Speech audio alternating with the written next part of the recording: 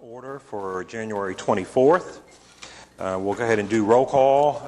Commissioner Witcher. Here, sir. Commissioner Littlefield. Here, sir. Ward 3 is vacant. Commissioner Hale, not present. Commissioner Schuline. Sir. Commissioner Jenkins. Commissioner George. Commissioner Yonkel. Here. Okay, we do have a quorum. Can I have a motion concerning the minutes of the December 16th meeting, please? I move that the minutes be approved as written. Okay, we have a motion from Commissioner Jenkins. Do I have a second? Second. Second from Commissioner Littlefield. Do we have any talk on the minutes? Oh, Commissioner Hale is here. Check. Okay, so do we have any talk about the meeting minutes? Okay, we have a motion to approve the meeting minutes of December 16, 2013 from Commissioner Jenkins, seconded by Commissioner Littlefield. Can I have your votes, please? Okay, item is approved. Okay, we go on now to item 3, the report on licensed taxi and record services. Please have that report. Thank you.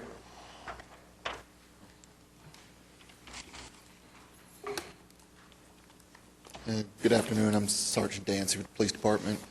The quarter report for the vehicle hire be through the months of October through December 2013. And for taxi cabs and shuttles, we have, for driver's permits, we have 61 new driver's permits, 62 renewals, 39 transfers, and 3 duplicates. As far as vehicle inspections, we have 52 that passed, 10 that failed. As far as enforcement's concerned for taxi cabs, also we have 5 complaints, 8 investigations, and 7 field inspections and 6 citations. I will note that during this time that we did have help from the airport officers as far as spot inspections. They did a very good job of coming in and checking a bunch of taxis that was on the lines, checking their tires. That's pretty much the extent of theirs. And then they sent it to the permits office to be checked out, re-inspected, to make sure that they were in compliance with their vehicles. 4 of the 5 vehicles that were removed from the line at the airport did not pass a full inspection when I re-inspected them. We did conduct full inspections when they got there, and there were some safety issues such as headlights, taillights, and then a few was minor.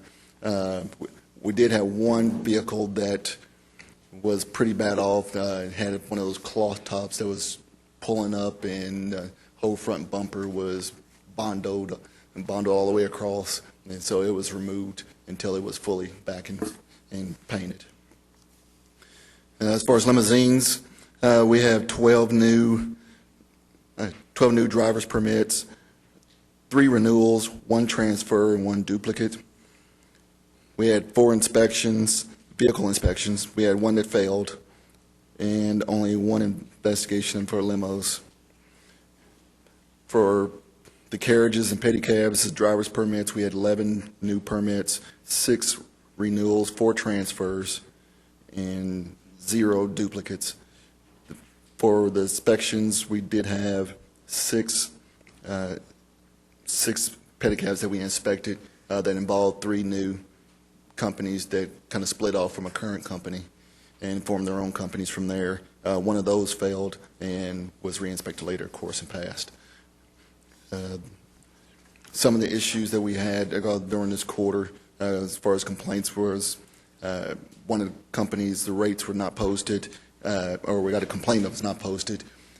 Come to find out that this company only posts their rates on one side of their vehicles. We look in the ordinance and it doesn't say it has to be both sides, just that they're posted. So they were exonerated of that. We had 1 case of overcharging, but we could not get in contact with the reporting party, so we couldn't confirm that one also. We still have a small issue with smoking in the cabs by drivers. Some of the issues that we're running into now that we may get a legal opinion on later is a lot of the drivers are trying to quit smoking, so now it's the e-cigarettes. It's been probably a big issue in the government, which appears from outward appearance that people are smoking regardless, but there's no stipulations or nothing in ordinances that addresses the e-cigarettes currently, so we'll have to look further into that and what we can and cannot do on that. Covered the on the driver's permits. We have noticed in last quarter, beginning last quarter and beginning in this quarter, some of the renewals and definitely the new ones that we've been denying some of the permits for people having felony charges, such as assault and batteries, a lot of drug charges that were denied. We've had a few that were denied, that were renewals that apparently were overlooked in the past that we're looking into now, and we're addressing those as they come up for renewals. One of the biggest issues that we're having as far as drivers are concerned is the refusals of service out at the airports. We're having a lot of, from all the different companies, refusing people to travel. The majority of our problems are coming from what they call the short runs, which is from the airport to Meridian hotels. I guess the complaint from the drivers is that they have to wait for hours in order to come up to the front of the line, and then it's a short run, so they're denying them, waiting on the long fares, such as out of the city limits. I have worked with the airport out there, and we're kind of in conjunction to address those situations, looking into suspending their driver's permits if that happens, also suspending their airport permits also, to deny them out there altogether. And I believe that covers all. That covers the quarterly report. Okay, very good. Does anybody here have any questions on the information from the sergeant? Very good job. Thank you for your hard work on that. I do have one question. The hot issue over the last 3-4 months is the web-based, app-based vehicle for hire, possibly vehicle for hire services like Uber. Over the last couple months, we've asked the city and in your office, is it an enforceable thing? Why aren't we checking into it? Why aren't we moving? And we're hearing that it's under review. Do you have any comments on that? As a city, we have looked into it, but I'd defer those probably questions to Mr. Eric Winger of Public Works. Oh, okay, great. Thank you. Sir, if I could have your name and your address, please. Thank you, Mr. Chairman. Eric Winger, the Director of Public Works for the City of Oklahoma City. And I'm happy to respond to some of the questions, and I will just tell you the discussion with the Uber services are continuing. Police Department and the Municipal Counselor's Office are working very diligently to propose some new draft language that would amend the current ordinances. And so, again, as this is something that's being looked at in other areas, the state of California is a model that Oklahoma City is looking at, just taking advantage of some of the previous work that was done there. It is going to include some new regulations as a part of the proposed ordinance, and so that it is going to have some significant changes in that area. But right now, work is still underway, and the time frame is probably April of this year, possibly as late as May. So I think that there's some more information that can be provided, but I can assure you today that the draft ordinances are being prepared, and it's in conjunction with police in the city's municipal counselor's office. Okay, so a basic question to you is this type of web-based, app-based service a vehicle for hire system? Yeah, I can't speak specifically. I do understand that the ordinance is going to address any definitions of propose new language for, make sure that there's regulations to ensure that it meets or whatever needs to be provided can allow for Uber and possibly other future services. I mean, I think this might be the first of many, but at least provide that as an opportunity to be heard by the Traffic Commission, and also to provide the new ordinances to make sure that those are in place. Okay. So I think you could expect more of a response of that as the draft is completed here in the April timeframe. Okay, and then the follow-up question to that is, if we think that type of service should be regulated in our ordinances as a vehicle for hire, while they're operating now, are we okay with that? Should we be enforcing it? Should we be telling them to stop until they're legal? Could you give some guidance or counsel on that? And that's a good question, and I can follow up on that. I'm not prepared to answer that today, but I can definitely follow up and get that back to the Traffic Commission. I do know that there is some clarity that needs to be written into the current city ordinances, and that's exactly what's being done now. Right, so the ordinance that would be coming to us, and of course, we would be able to talk about it as a policy, and then we would make a recommendation to the city council of any ordinance change that deals with the section of vehicle for hire. Of course, that's not coming for a while, and we're thinking that this type of service might be something that we would want to have and be regulated in our regulations. So the question that we would ask for some comments on for next meeting, if possible, is if they're not in compliance with what is in our regulations now, how can they be allowed to operate for the safety of all the citizens out there and for the other side, which is all the different companies that do vehicle for hire now and follow all those rules. And I will gladly get those to the Municipal Councilor's Office for response and get those back to you, Mr. Chairman. Okay. Does anybody else have any comments about this issue? All right. Oh, well, one moment. Ma'am? So April is the earliest we will hear back from who? Yes, that's the time frame I was provided from the staff that are working on that now. That we would hear of a possible ordinance change. He'll try to come back next month with the opinion of is what is currently going on with that web-based in violation of any regulations that they could enforce, or is it something that they're just going to allow to operate until the ordinance gets in? I mean, that's the question now. Yes, I understand that the ordinance will be coming with some language that maybe might allow and to regulate that type of service. But until it's in the city charter, is it allowed to operate? And that will have to, that we're asking to get some feedback by next meeting. We had some discussion on this last meeting. I'm not sure if you had 10 extra minutes to watch any of that discussion. I may be being redundant, but I want to be clear. The concern is with the operation going on now. It was my understanding, and I'm always glad to be wrong. I felt like I heard that right now the police department was not clear as to whether they should be citing violation of the current ordinances on vehicle for hire when an Uber vehicle is difficult to identify even when stopped. Is that the correct understanding, that we've given direction to the police department that they are to be cited or not if found in violation of our current vehicle for hire? I don't mean to put you on the spot. I just want to be okay. trying to look for some clarity, because it's a pretty hot topic. No, I understand, and unfortunately I wasn't able to see the record of the last meeting, but again, assured I will bring that information back to the commission just as soon as I have the response. I just don't know. Okay, sir.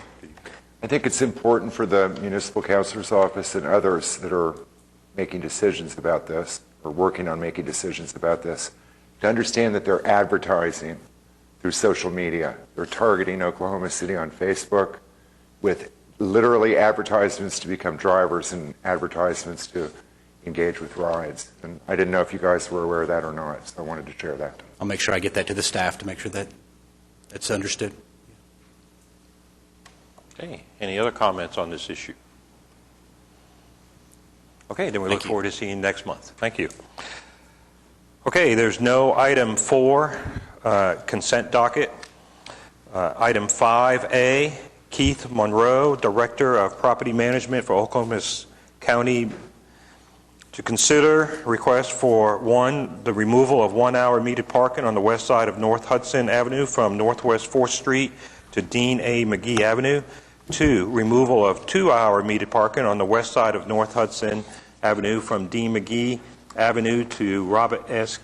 Kerr Avenue, and 3, establishment of a no parking anytime restriction on the west side of North Hudson Avenue from Northwest 4th Street to Robert S. Kerr Avenue. Do we have anybody here to speak on this? Hi, sir. If I could have your name and your address, please, and you have up to 5 minutes. Good afternoon. My name is Keith Monroe, Director of Property Management for Oklahoma County Government. That is the courthouse, the county annex building, and for today's topic, the parking garage is located directly north. We noticed since the implementation of Project 180's 2 directional lanes of travel on North Hudson that we've had congestion, and when we have congestion, people trying to enter the parking garage will actually pull into the oncoming lane of traffic to try and enter early. We're requesting that the parking meters on the west side of Hudson from Robert S. Kerr to Northwest 4th be removed so that the expedient flow of traffic south into the parking garage can happen during drive time, heavy drive times. Okay. Could you fill out one of the forms for us when you're done here? Sure. There's no rush. Thank you very much. Okay. Is there anybody else to speak on this item? Yes, ma'am. If I could have your name and your address, please, and you have up to 5 minutes. My name's Jane Jenkins. I'm the president and CEO of Downtown Oklahoma City Incorporated. My address is 220 Northwest 19th Street. I'm here to represent DOKC and the Business Improvement District. And respectfully, we would ask that you not remove the on-street parking. It is our policy that we don't want to lose any on-street parking, that it's very important to the walkability of downtown. It's very important to our customers. We understand that the change to two-way traffic has caused lots of different types of issues down here.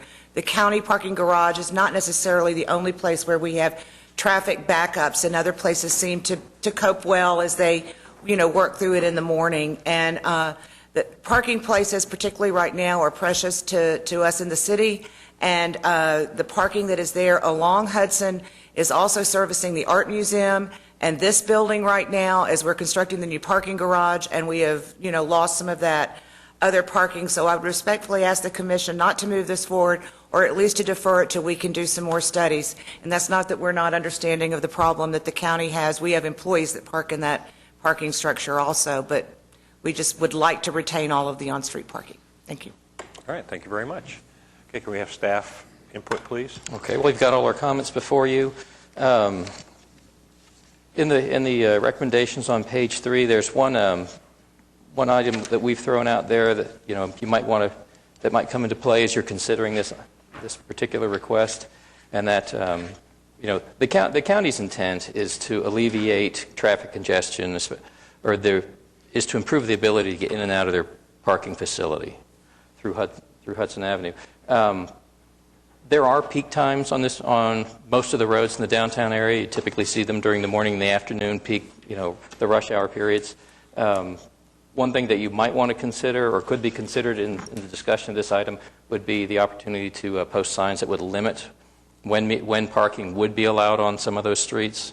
So it would allow it to retain because if you look at the photographs that were provided, those particular parking spaces are, well, maybe not the one that's up on the screen right now, but they're typically during the middle part of the day, they're very well used. A blended alternative like this might be allowed to provide, people that are working or visiting in the downtown area the opportunity to have access to those spaces when the garage operations are not necessarily at their heaviest. So that's just thrown out there for your consideration. So action on this particular item will be at the discretion of the commission.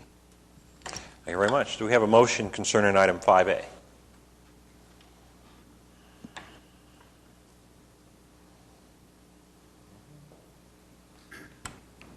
Mr. Chairman, I'd move that we, at least for discussion purposes, that we recommend the staff recommendation for on-street parking to restrict the parking at certain times of the day to, as Stuart just recommended. Yeah. Okay. Well, at this point in time, that's just a suggested alternative for you. We didn't provide any guidance as to when parking should be limited. I mean, in the past, where areas have been where parking at metered spaces have been restricted at various times. Typically, will cover from like 7 to 9 in the morning, maybe, and then like maybe 4 to 6 in the evening. And all that does is it facilitates, opening up as many lanes as possible when there's the greatest need for them. And then when there's not as much need for those lanes, then parking could be allowed. But it's just something that's there for discussion or consideration. So you'd need to study it to give the times, or do you think you could just say, right now, 7 to 9 a.m. and whatever? You need to study that? Did you want to Well, talk to that? Anything you could do for us would be helpful. I just need to interject that every other Friday, the court clerk operating the court services there calls an additional 500 people to come and serve as possible jurors. Most of these people are unfamiliar with downtown. It's been our observation. And those that are still may be unfamiliar with how to park, where to go. That just simply adds to the confusion. We don't in any way want to inhibit people from visiting downtown or giving them the option as to where to park or what they can do. If restricted times would work, I think that would be a great alternative or an option. Okay, so I'm looking for a motion concerning item 5A. That modified one doesn't seem to fly. Okay. I move that the proposal be accepted. Okay, we have a motion from Commissioner Jenkins to approve item 5A. Do we have a second? I'll second. Okay, we have a second from Commissioner Witcher, and now we can talk about it. Keith, help me get my arms around the parking. What are we trying to get into and out of, and how has that helped with this? So we're trying the parking garage is there on the right of the top picture, right? That's the one you're That's talking right. about? Should go back. That photograph is taken from atop the parking garage, which is located at the northeast corner of Robert S. Kerr and Hudson. And that's where the county parks. That's where the county parks. We have approximately 550 or so employees that office downtown, plus the additional folks that the court clerk brings in. The entrances to the parking garage, if you look at the bottom of the screen, you'll see one that is clearly marked. Traffic southbound tries to turn into that parking garage at that location. Anytime we have someone trying to parallel park during rush hour, it completely stops traffic movement south, not just to our garage, but into downtown as well. So what we're asking for, again, the parking meter, you can see where the parked vehicle is denoted there in the parking meter on the west side of Hudson. Mm-hmm. What we're asking for is that those meters be removed to allow 2 lanes of traffic south from Northwest 4th to Robert S. Kerr.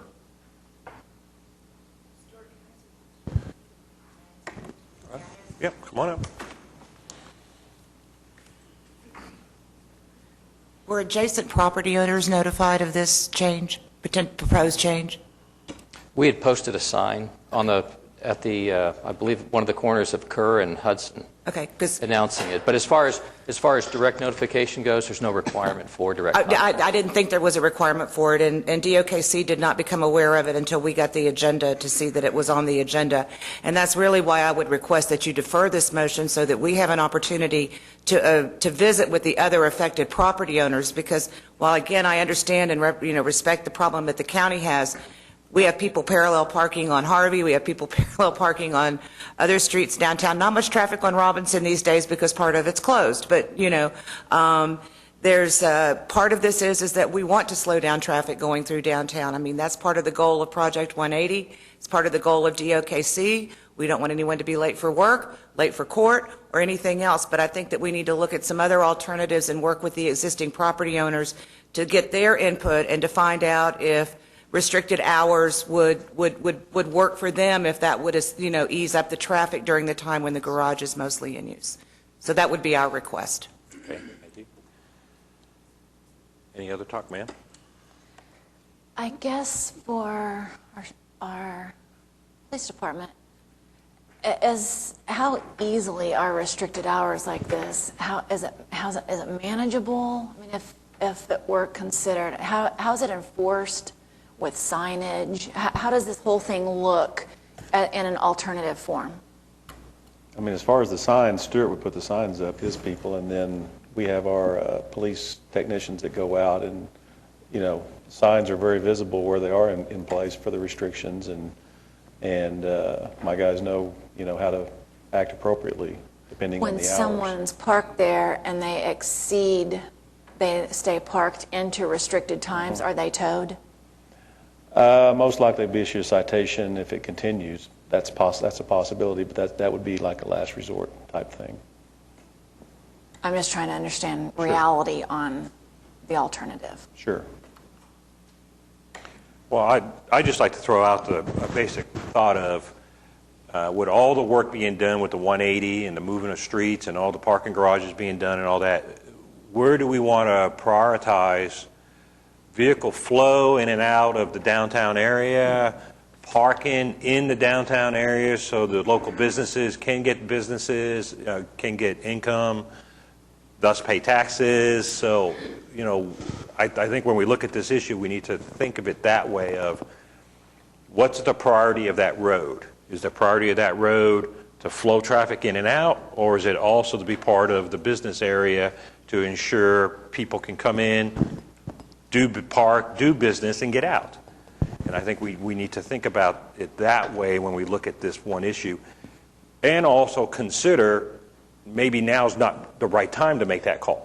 With the parking garage, another year or so before we get this nice parking garage right outside here, maybe this isn't the right time to lose parking, with an understanding that maybe in the future would be the right time, that there'll be more, that we'll be more able to. So those are the kind of things I would just think about when we make our choice here.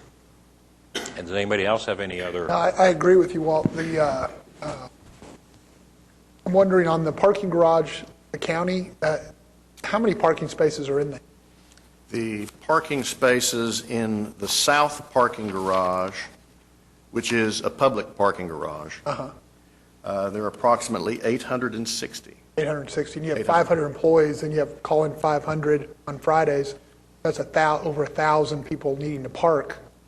Between the public parking garage to the south and the parking garage to the north, there are actually two structures there. The second parking garage accommodates 942 spots. That's not public? That is not public. It can be for monthly customers that are on contract. Right. Hourly parking is limited to the south garage. Right. Seems like I've seen that full lot over there. Yes. So I think at best we defer it, but really I have a hard time voting to get rid of parking downtown anywhere right now. I mean, we're just, kind of one of has been the big negative in Oklahoma City. There's nowhere to park, and to take parking away, I couldn't for it today. So deferral possibly to look at times, to set some timing issues. I could for that, but. Okay. And if we voted against, there is a time frame before it can be brought before the commission again, isn't it? What's the time? If we were to vote this down, isn't there like 6 months before? Typically, yes. Yeah, okay. So really, there's two options. One is to do an up-down vote right on this item. After 6 months, year, whatever, things start happening, parking garages, that kind of thing. We get a better feel of where the 180s, flowing traffic, et cetera. Then it could come back.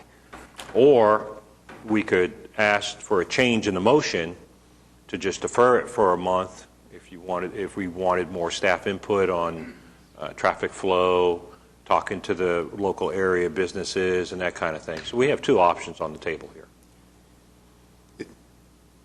If I may. Yes, sir. I'd like to introduce Dan Matthews, the county's Director of Health and Safety, to speak just a little bit about the pedestrian traffic that we have up and down Hudson and Kerr at that intersection that is affected Okay, very by good. the congestion. So, sir, if I could have your name and your address, and you have up to 5 minutes, and when you're done, fill out one of our forms. Thank you. Hi, Dan Matthews. I'm the Director of Health and Safety for the County Commissioners, Oklahoma County. We do get a tremendous amount of foot traffic along that street, and with people pulling into the garage, that again slows traffic down. There's 4 areas of ingress or egress in that one block, and trying to get people both northbound trying to pull in, and then southbound trying to pull in. And that picture really doesn't depict everything that you need to see. It becomes a real safety hazard for the people that are walking out there and trying to get into our buildings.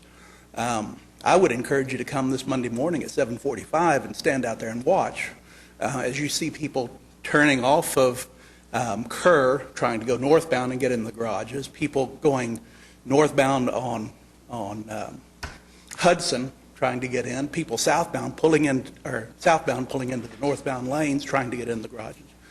It's a real safety hazard. And I'm afraid someone, whether it's our employees or someone coming to see us for whatever reason, is going to get injured or killed out there. And I understand the reasons for not taking parking out, but it is really a safety hazard for not only the drivers but the pedestrians as well. Would encourage you to come see it at its worst. And this Monday morning at 7:45 would be a great time for you to come see it. What about something like a no left turn for the southbound traffic? So you don't have that problem of them cutting into the northbound lane? Something like that. I'm just throwing out a thought. If we were to defer, stuff like that is what could be. I think then you force the traffic going all northbound, trying to get in, and you end up with the same type of situation. And I know that a couple of blocks north on Hudson, you have removed the metered parking, 5th and 6th Streets, I believe. And based on what I see, there's not nearly the traffic flow in that area that there is in our area where that is. Okay. So we would encourage you to again, reconsider and approve this change. If not the full 2 blocks, at least the block from McGee to Kerr. Okay. Do we have a comment from over this way? Sir? Well, that was going to be my question. Is it really required eliminating that many parking spaces to solve this problem? And maybe that's opening up some consideration that maybe this should be deferred until next month and a little bit more study made. That's an awful lot of parking spaces for an entrance to a parking garage, in my opinion. Based on the observation that I've had, the critical piece is from McGee to Kerr. The other piece is I think, important too, to help traffic flow. I've had employees tell me I've waited 20 minutes to go 2 blocks. They're calling me, I'm late. Here's why. And it really is a very frustrating issue.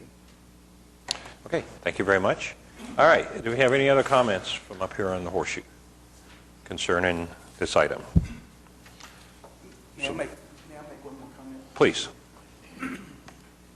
I understand that construction is going to start on Robert S. Kerr in the near future in front of our building and I think in this block over here, and that will further drive more traffic onto that area as well. Very good point. So, Ms. Jenkins, did you want your motion to stand as is? Do you want to modify your motion? Okay.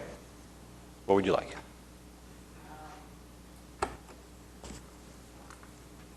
I move that this item be deferred until next month. Okay.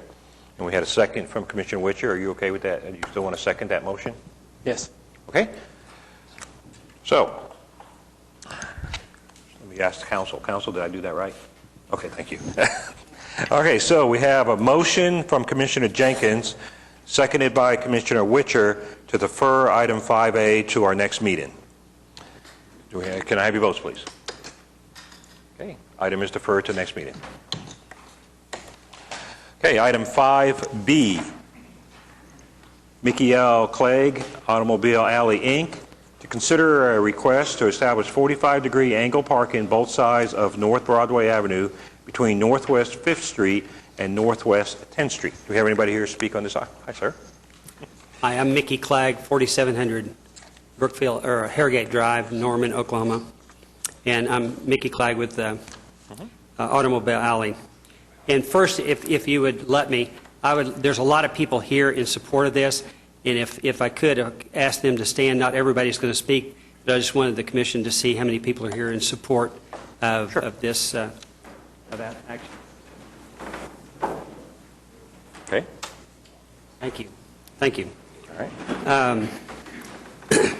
So I think this is a very complicated situation because obviously Broadway has been a part of Oklahoma City for a very long time, and the conditions along Broadway vary from block to block, as you can see from the staff report.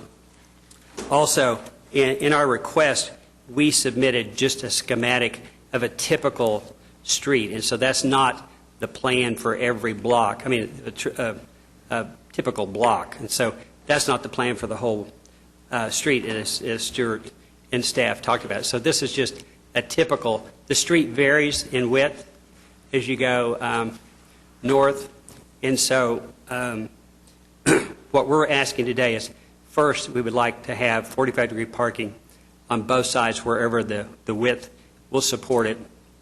Also, we need a variance for the width of the parking because of the current standard. So we would like that down to 7. This shows 18.1. We're really asking for a credit of 2 feet for the car to overhang the curb to get to a 17.1, which is in our narrative, which it differs a little bit from this, but like I say, this is a typical section. And so I think if you would allow us to do this, we would have to sit down and go block by block with the traffic engineers and define an exact plan for each block. One of the things that's discussed, there's a lot of curb cuts along Broadway. A lot of the existing curb cuts don't go anywhere. They go where this used to be obviously where all the automobile dealerships were, and they had curb cuts to get into the showrooms. A lot of those have been closed off, but the driveways are still there. It's also mentioned in here between 5th and 6th Street, there's a surface parking lot that has several driveways off of Broadway. I think we could convince the property owner in there and other instances to eliminate some of those driveways if we were able to get to 45-degree parking. So anyway, I think in the staff report they're saying 24 spaces. I think we could get significantly more than that as we go through and make these modifications as we go. So we would ask that you would grant our request. Okay, thank you very much. If you could fill out one of the blue forms for us, please. Okay. Thank you very much. Okay, do we have anybody else to speak on this item? Okay, we have a whole bunch. They're all in support. If you want to just come on up, the ones who filled these out. I need your name, your address, and you each have up to 5 minutes. My name is Steve Schlegel. My address is 13416 Raintree Lane, Edmond, Oklahoma. I'm a business owner on 8th and Broadway. I have 2 business locations on both sides of Broadway Avenue with Schlegel Bicycles, and I'm just wanting to voice our support of this move. We feel like this is something that is very much needed in our area. There's been a lot of transition along the 10th to 5th Street area along Broadway with the introduction of retail again in that area. I think the general plan years ago was to get traffic out of downtown quickly, and so with 5 lanes and parallel parking along there, that was certainly the most appropriate at the time. However, as we have restaurants and other specialty retailers that have established themselves in our direct area, we are seeing much more pedestrian traffic, much more need for parking, but also additionally we believe that this parking would also help to slow traffic down now, which is again kind of the goal with improving walkability and just supportive of the merchants in the area. So again, we would just like to express our interest in seeing this take place as soon as possible. It's amazing the impact. We just had one small business open adjacent to us and saw how it affected our parking needs overnight. It was a fitness facility, but what we had a fair amount of parking that we were happy with, and then just with one addition, we started having parking problems and having experiences with our customers and such. And so, again, we respectfully ask for your consideration. Thank you very much. Thank you. Next. Hi. My name is Ashley Terry. I live at 3332 Northwest 25th Street, and I am here speaking on behalf of Better Block Oklahoma City. Better Block Oklahoma City supports the proposed changes due to the fact that it will slow down traffic speed and lessen the distance for the pedestrians crossing the street. Also, the additional parking spaces are a plus for the businesses along the street. Better Block Oklahoma City's most recent project was located along Automobile Alley. We hired a crossing guard from the Oklahoma City Police Department to serve as a safety measure for pedestrians crossing the street during Automobile Alley's Shop Hop event. The street width and car speed was making pedestrians feel unsafe while attempting to cross the street daily and specifically during events.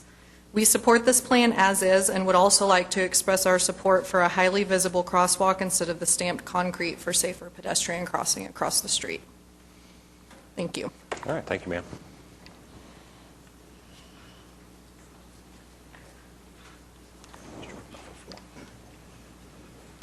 Yes, sir. Richard McCowan, 4409 Cannon Drive, Norman, Oklahoma, with City Center Development. I'm so excited about this potential project. And I'm the developer of Level Urban Apartments over on 2nd Street. And thanks, I believe we were in front of you all 3 years ago. And with your help, we were able to convert the parallel parking spaces to 45-degree angle parking spaces. It almost doubled the number of on-street parking spaces, and it has just been a game changer. I walk across 2nd Street all the time. It's not intimidating. The parking spaces are always full. That one move of creating that perceived availability of parking was the key to getting a downtown grocery store. If you haven't been to Native Roots Market, you can get all your grocery needs met there. The fresh food and vegetables is amazing. We have a downtown grocery store. And I'm in tremendous support of this. I don't have any real estate holdings on Broadway. I'm here speaking on behalf of a competitor who I happen to have the highest respect for, and a bunch of competitors. I think this is going to be huge for the city of Oklahoma City. I think it's going to be huge for how people perceive us. And I've got to run to another meeting to discuss parking. Private parking, and I really hope this turns out well. Thank you all for your support. Thank you very much, sir. Good afternoon. Dustin Akers, 1845 West Park Place. In reading the staff report generated for today's hearing, I noticed that there wasn't any mention of pedestrian safety, only traffic concerns and automobile collision reports. The aspect that I felt was missing is that we are building a downtown to support all forms of transportation. Improving Broadway's street design by supporting Automobile Alley's proposal will make the street safer for all users, especially pedestrians and other vulnerable road users, including cyclists. I personally would walk more to some of the great destinations along Broadway and 9th Street, but feel unsafe crossing the road. In designing streets, priority needs to be placed on the shortest trip, and roads shouldn't be designed to accommodate special event capacity. The road becomes dangerous during the other 95% of the time. I think that Automobile Alley's proposal addresses some of the major flaws in Broadway's street design. By adding angled parking, crossing distances are shorter for pedestrians, and visually, the parking acts as a traffic calming for automobiles. The redesign begins to make Automobile Alley into a place that people feel safe to visit by improving the pedestrian environment. In addition to the proposals submitted today, I would like to offer support for the middle lane to be designated as a turning lane so that north-south traffic does not become blocked by left turns. I would also like to request improving crosswalks to be more visible and defined to drivers. The current stamped concrete provides no visual indication that the space is designated for safe crossing. Thank you for your time and consideration. Thank you, sir. My name is Allison Bailey. My address is 216 Northwest 20th Street. I am a retail consultant for independent and local retailers. This proposed plan creates a safer pedestrian experience, which encourages lingering, window shopping, and higher sales volume on the street per visitor. Our unique experience and culture will be what sets Oklahoma City apart from comparable cities, both now and in the future. Local businesses, especially near downtown, contribute to this culture, and that directly affects economic development. This is also a tourism issue. This improved street design will add additional parking on Broadway and will encourage more street front retail and restaurants to invest in this area. I support the proposed street design. Thank you, ma'am.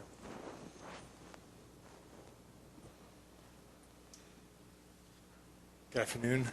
My name is Tyler Woods. I'm at 2024 Northwest 46th Street, and I am the Executive Director for Reduction Theater Company that is currently in construction and moving into the old Cadillac building, on 9th and Broadway.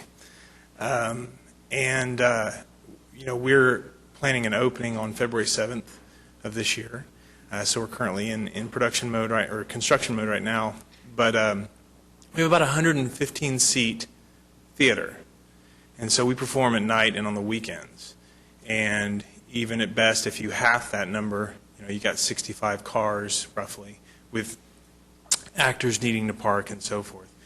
You got 65 to 70 cars needing to find parking down there, including all the people that are still wanting to park on Hideaway and 9th Street restaurants, et cetera, et cetera. So we're definitely in support of this. Adding more parking, angled parking, for all of the safety issues brought up. Basically, I think it would definitely help with assembly on nights and weekends. And I do want to say something about safety. I think the idea of pedestrian traffic increasing, definitely for us, when someone goes to a restaurant, they're going to want to park once. They're going to want to park, go eat, and then go to the theater, And I think that'll increase pedestrian traffic down there, increase revenue, increase taxes, and all these other great things. So, but as far as, and especially I wanted to concentrate on safety and just mention that if someone is able to park along Broadway, it's better lit, it's more centralized, it's more located than having to sort of wind their way around to the back of some building somewhere and park in, somewhere else. So they could park right along Broadway and have that safety aspect as well. So in support, very much so, of this proposal. Thank you for your time. All right, thank you very much. Okay. Yes, ma'am. Jane Jenkins, 220 Northwest 19th, representing Downtown Oklahoma City Incorporated in the Business Improvement District, and I just want to share the support of both of those larger organizations for this change on Broadway.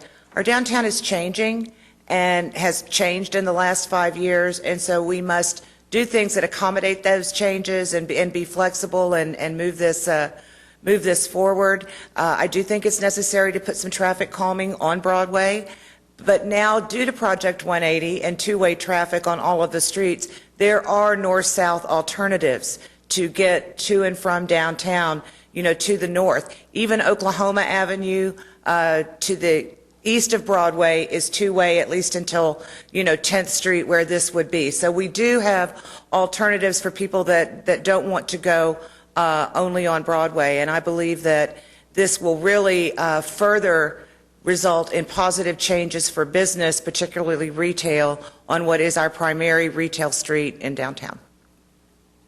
All right, thank you. Do we have anybody else? Sir? Chris Lee, Mesa Realty Investors, 2245 Northwest 20th. We have about 100,000 square feet in the Automobile Alley area. As we developed that, we attempted to follow the Urban Land Institute blend of office, residential, retail, restaurant. I agree with everything that's been said. I would just add that you should do that with parking as well. This is short-term parking that addresses the retail restaurant mix, whereas our surface lots work well for the office. So I think it's a great mix to add this into that, and we're certainly in favor of it. Well, thank you very much. Anybody else to speak on this item? Okay. Oh, we have one more. Yes, ma'am. Make sure to fill out one of the forms when we're done, bet. please. Tracy Walton, 12100 Stone Mill Road, Oklahoma City. I am one of the owners and operators of Plenty Mercantile that opened its doors a year ago. And we opened our doors, in large part, banking on the parallel parking going away. Excuse me, going away. We've had a great year. We know that Automobile Alley is on its way up, and this is vital for our growth. I mean, we are retail and people walking across Broadway, and we've had several people come in looking for retail space, and their first question always is, how about that parking? So it's a big issue, and Plenty Mercantile needs it. So I appreciate your help. Thanks. Very good. Thank you. Yes, sir. My name is Anthony McDermott. I live and work at 415 North Broadway, Oklahoma City. I was a member of the Automobile Alley Board in 2009 when we started this initiative, and I think that we have provided analysis almost to the point of paralysis.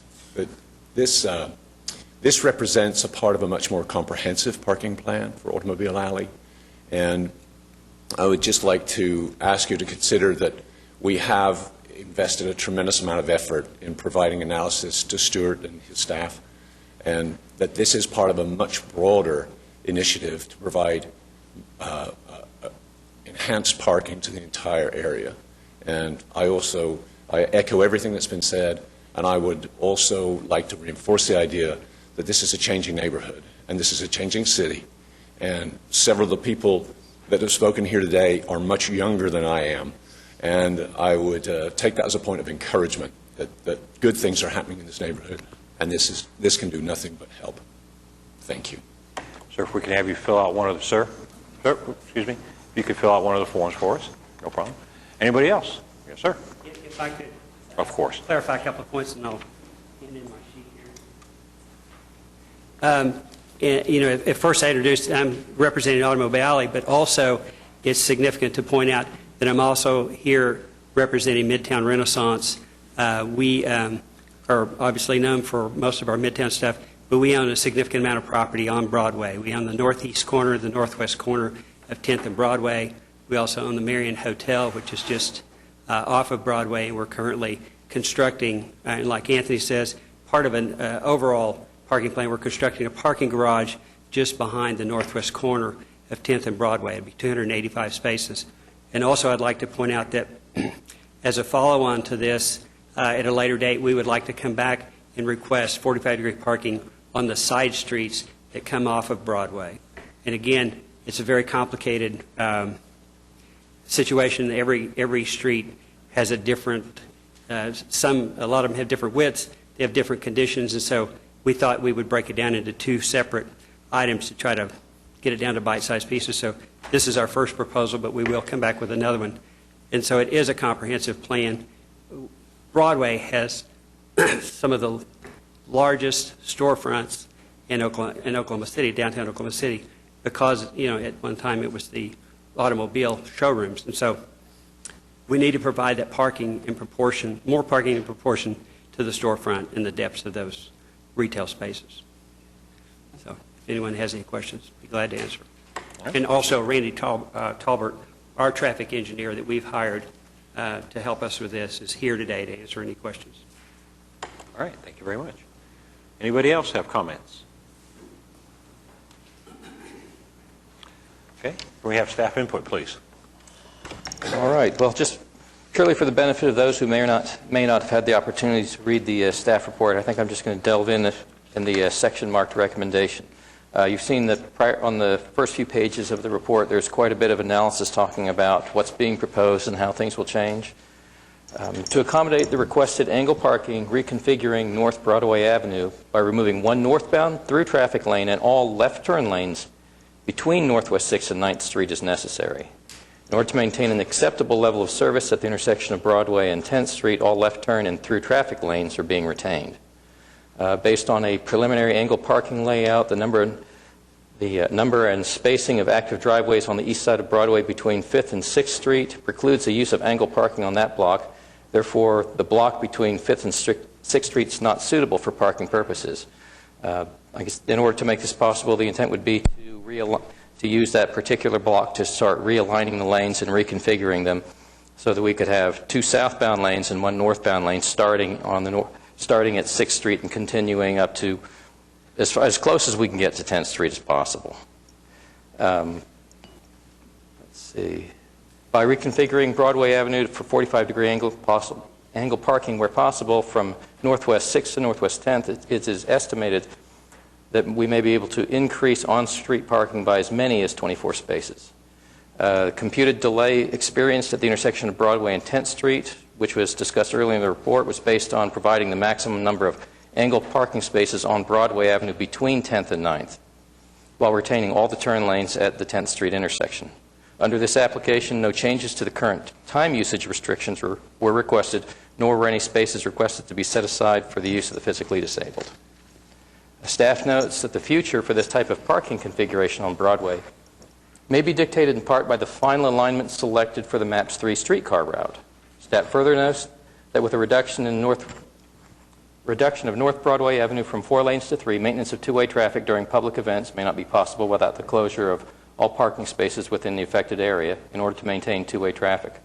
Operation of the city's public bus service may also need to be altered in conjunction with the requested change, since there will be fewer locations available for curbside loading and unloading of passengers.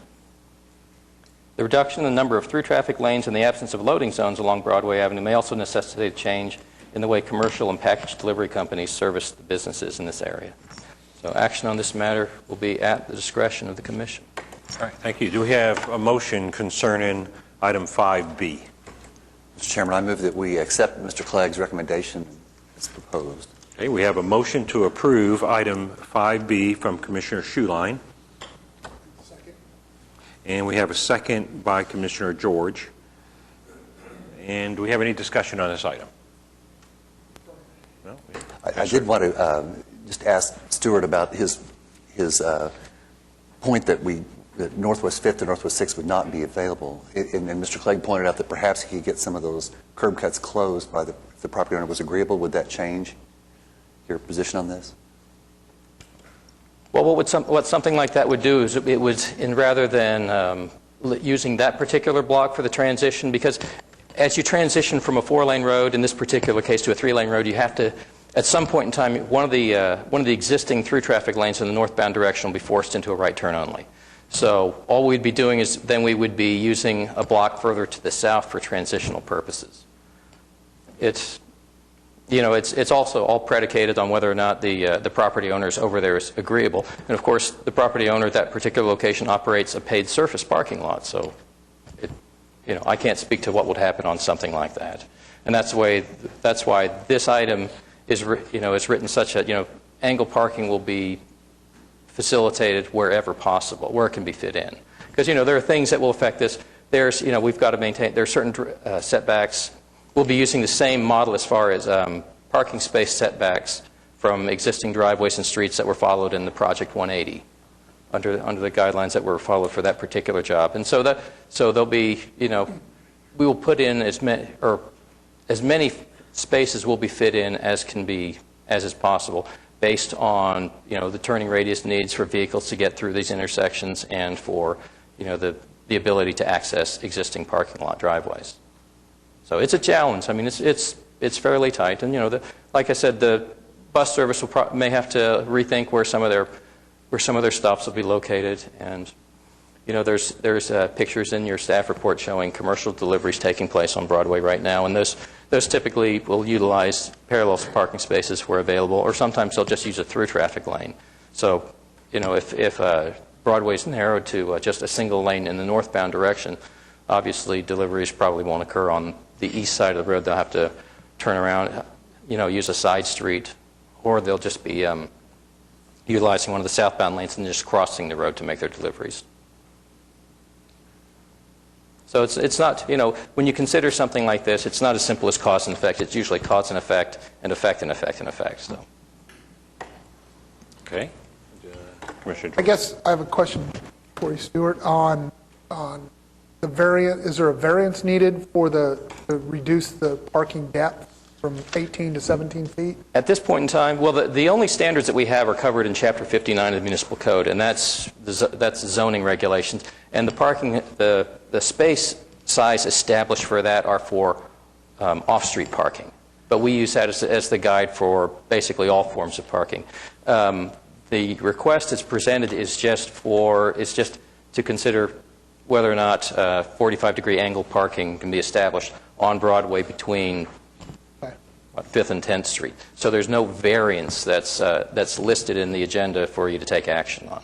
Would that be something we'd do at a later date if needed, or would that be a planning commission or city council, not us?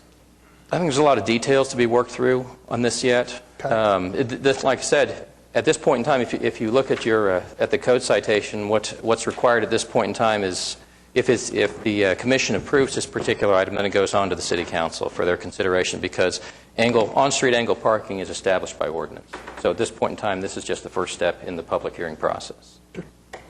Okay, so If I could ask, I mean, it was my understanding we were asking for a variance because the parking standard is a 19.1 length for 45-degree. We're asking for a 2-foot credit because that standard at 19.1 is like you're parking up against a wall. We're overhanging a curb, so we want to get that 2-foot credit so we could at least get that down to 17.1 where the conditions merit. So we would have that. Okay. So I don't know, is that right, Stuart, or not? Well, at this point in time, it's not. They can't vote on a variance because it's not listed on the agenda as an action item. What they'll be doing is forwarding a recommendation to the City Council regarding angle parking on Broadway between 5th and 10th. Okay. City Council ultimately will be the one that will consider your item, and if it's determined that a variance might be needed, then it would be up to the City Council probably to make a decision on that. Okay, thank you. Okay, sir. If you could just, there's a few points that were brought up. Oh, sure. What about the streetcars when that may come about? And this whole discussion that we've had with the city about this is the streetcar is a separate issue. All we're talking about doing is striping. So if the streetcar comes in and we need to configure it, we take the stripes off and we do it. And as an organization, we would support the streetcar, and also the angle parking. So right, you're fine that if the streetcars, like they're thinking about, do go through that area, you're fine with having the angle parking, taking up some of that room, streetcar coming down, whether the middle side, whatever. If it had to be reconfigured, we would support that. I mean, we would want to support the streetcar. So we're not going to oppose that. So all of this, I think, gets reconfigured during the streetcar, and that's fine. Okay, and then the issue about buses, would you want to have cut out in our in the middle plan, somewhere? we maintain the bus stops. I'm not sure if we maintain all of them, but certainly there needs to be bus stops and handicap parking. Yeah, that's what I was going to say, the last one for handicap, that's some handicap. Absolutely. Okay, so you've been waiting. Go ahead, ma'am. Thank you, sir. Stuart, the traffic volume is pretty significant. Remind me how the traffic volume is ascertained, time of day, that's both directions. I'm assuming that's primarily morning and evening drive times driving the traffic volume. Where my mind is going, I'm having two trains of thought here. So, understanding and supportive of the need that we've heard, also knowing this area is such a access to the highway system to get out of town or into town for those who work downtown. So what can you tell me about this traffic volume and times of day and what happens when traffic that is moving in 4 lanes right now doesn't move in 4 lanes any further? What behavior and reality happens around that? Okay, well, the traffic, the total average daily traffic volume, I mean, from midnight to midnight, but on our most recent count for Broadway Avenue showed that we're over 12,000 vehicles per day. And that doesn't necessarily mean that, it's balanced throughout the day. You get as much usage in the northbound lanes as you do the southbound, because, that varies throughout the day. Some routes are more desirable to use for outbound traffic than they are for inbound. So, like I said, all you've got is an aggregate number that's in front of you right now.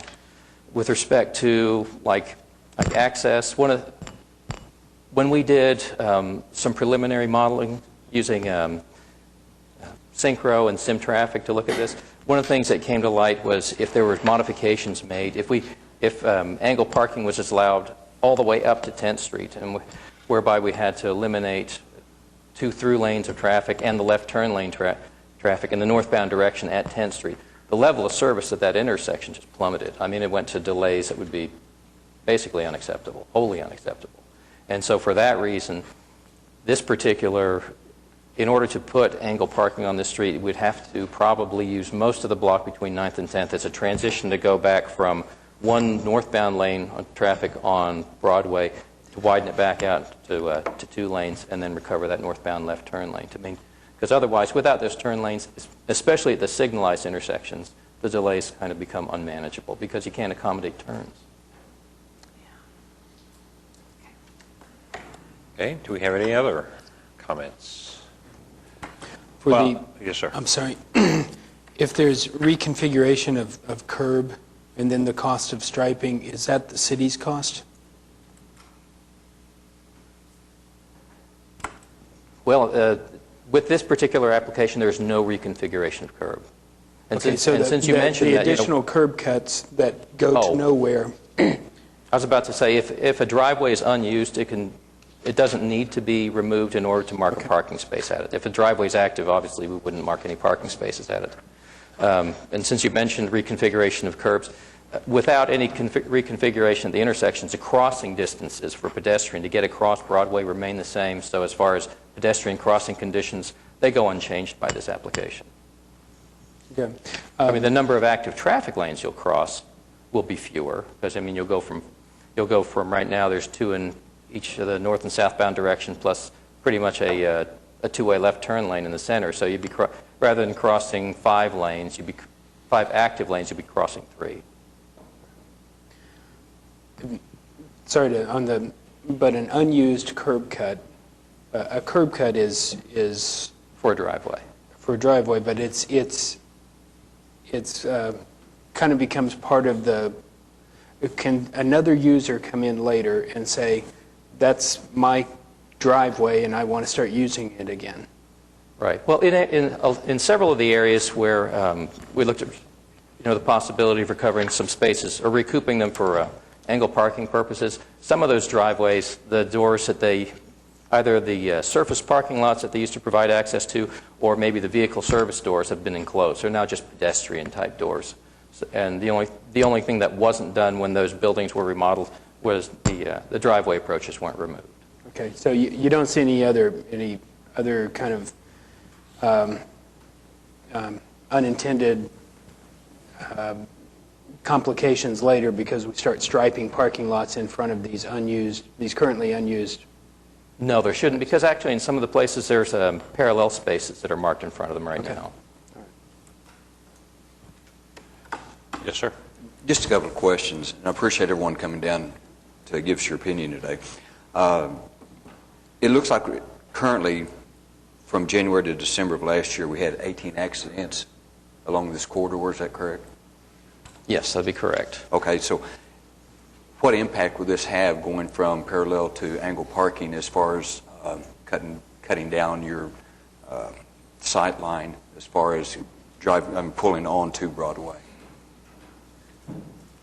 Well, it's kind of difficult to say because I know that when inside parallel parking spaces were incorporated into the downtown area and a lot of areas where Project 180 was, we've had to make some changes where we've pulled some of the parking spaces further away from existing driveways simply because we had complaints that those that were using those driveways had less visibility of oncoming traffic.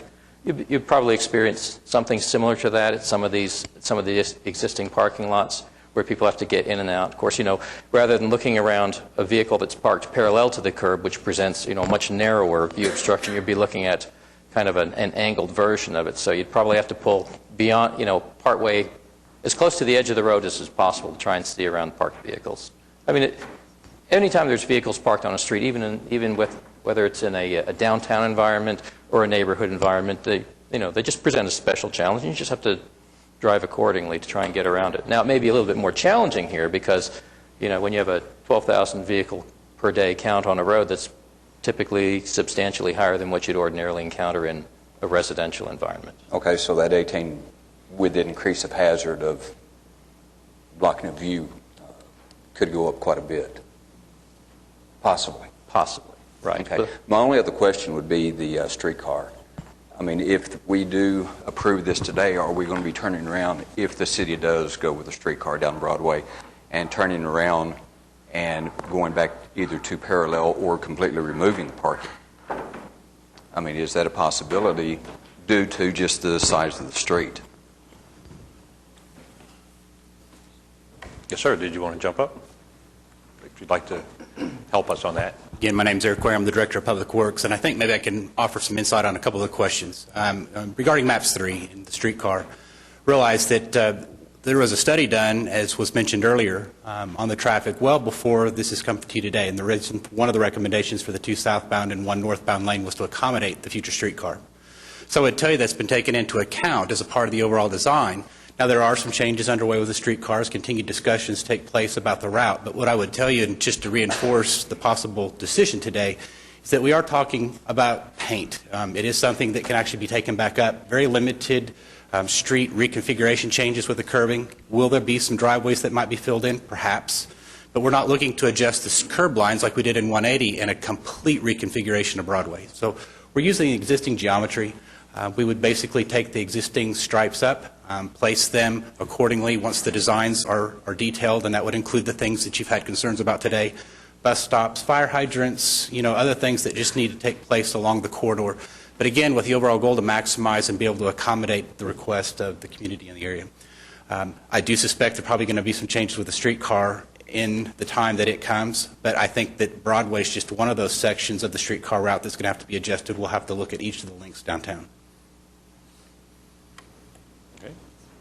All right. I just have a comment. I came to Oklahoma City in 1958 and worked on Broadway for 11 years. And it's really wonderful to see the revitalization of Broadway. My first car was bought at Fredwell's, which was right there on Broadway, and seeing the Marion Hotel, which was a vital part of that area, and see the decline and now the revitalization. So I'm very supportive of efforts to continue revitalizing Broadway. Okay, thank you. Ma'am?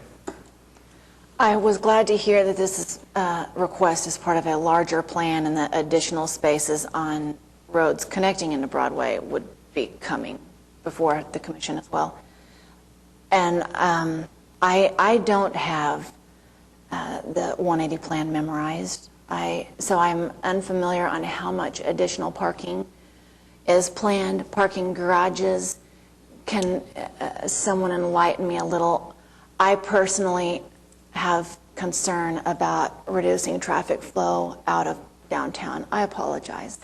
I know that's not popular, but I have some concern about it.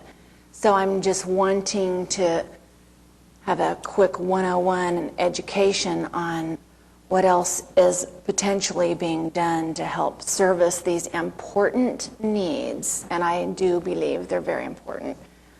It just feels, it feels unsettled with me right now to take this traffic count and tell that traffic count that we're going to slow them down getting out of downtown. I'm just an honest person, and I'm rarely popular. So I just need a little education, because I am so in favor of increasing the ability for people to access the businesses that are investing downtown. Couldn't be more in favor of it. So what you're basically wondering is what 180 projects would be in that area, if there's any?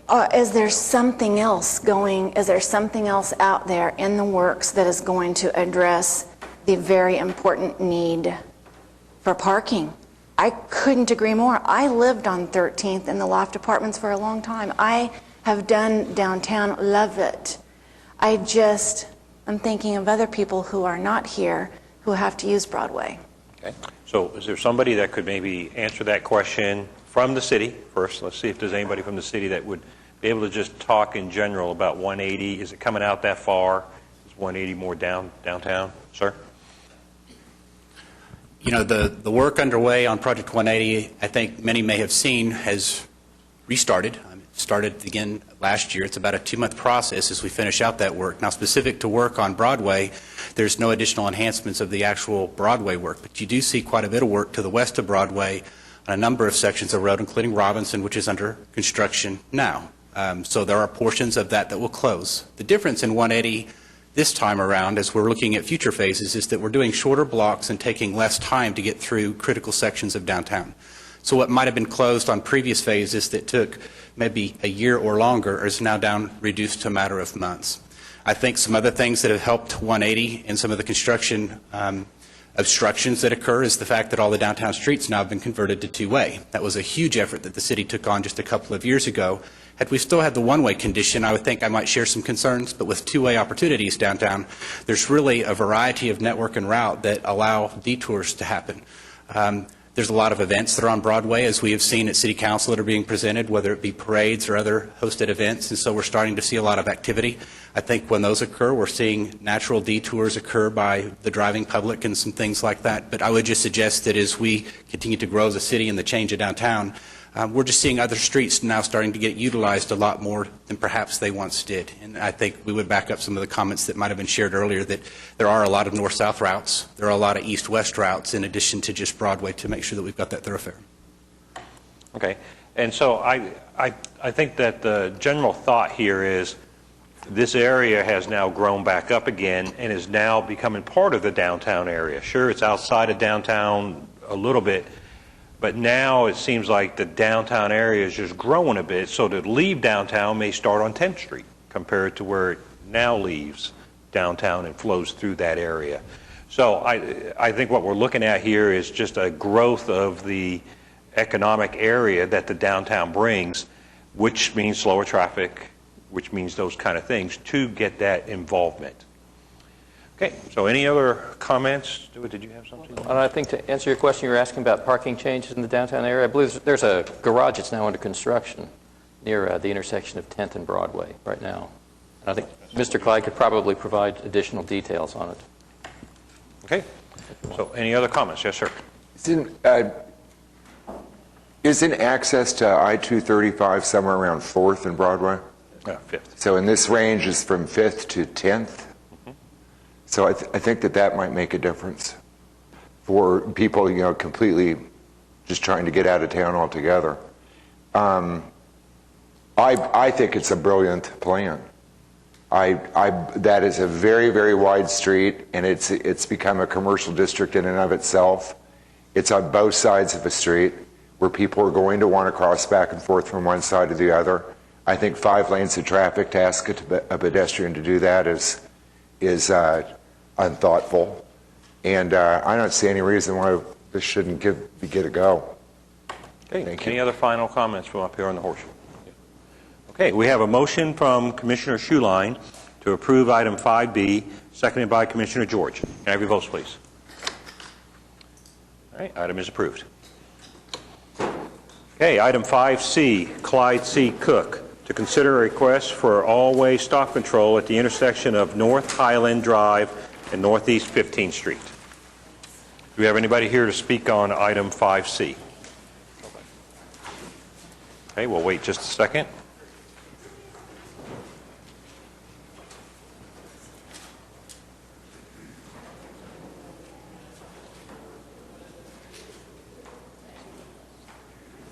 Okay, so item 5C, can we have staff input, please?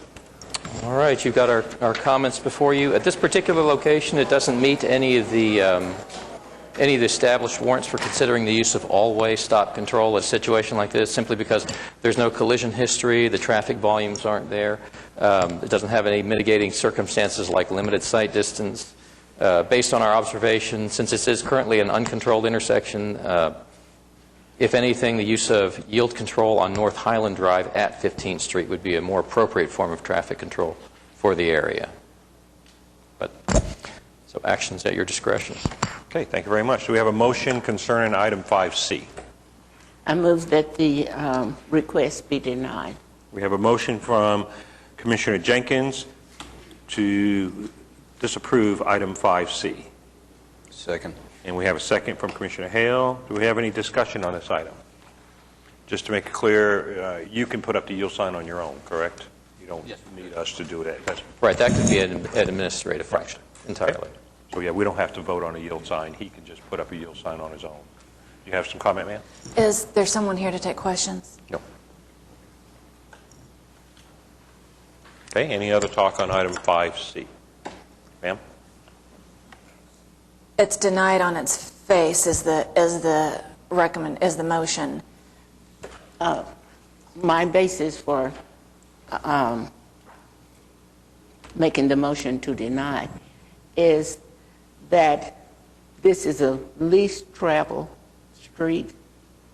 Both Highland and 15th in that area are sparsely populated, and the church is located whereby there really isn't any potential for regrowth in that area. Is there a concern with the motion or the item? No, I just heard you say that the staff can put up yield signs without, I want to make sure that we are addressing that at least the yield signs are. Would you say you're going to put one up? Well, I was about to say, based on traffic count alone, we will advise the applicant of the outcome of this item, one way or the other, and then if they decide that, if they are still interested in pursuing some form of traffic control, we can talk to them about yield signs, and if they're agreeable to that, then we can just handle that internally. That there's no further action on the part of the commission that's needed. Okay, well, but that's good that you did ask for that. Okay, any other discussions on item 5C? I'd just make a quick comment that obviously it's another intersection that doesn't warrant a stop sign. There's 25 people that live within on that block or right around there that want it for some reason, a reason we don't know. But they're not here today, but I don't know if they watch this on television, maybe they should come down and at least get a yield sign. Might help their psyche on that block, because there's obviously a reason why all these people want it.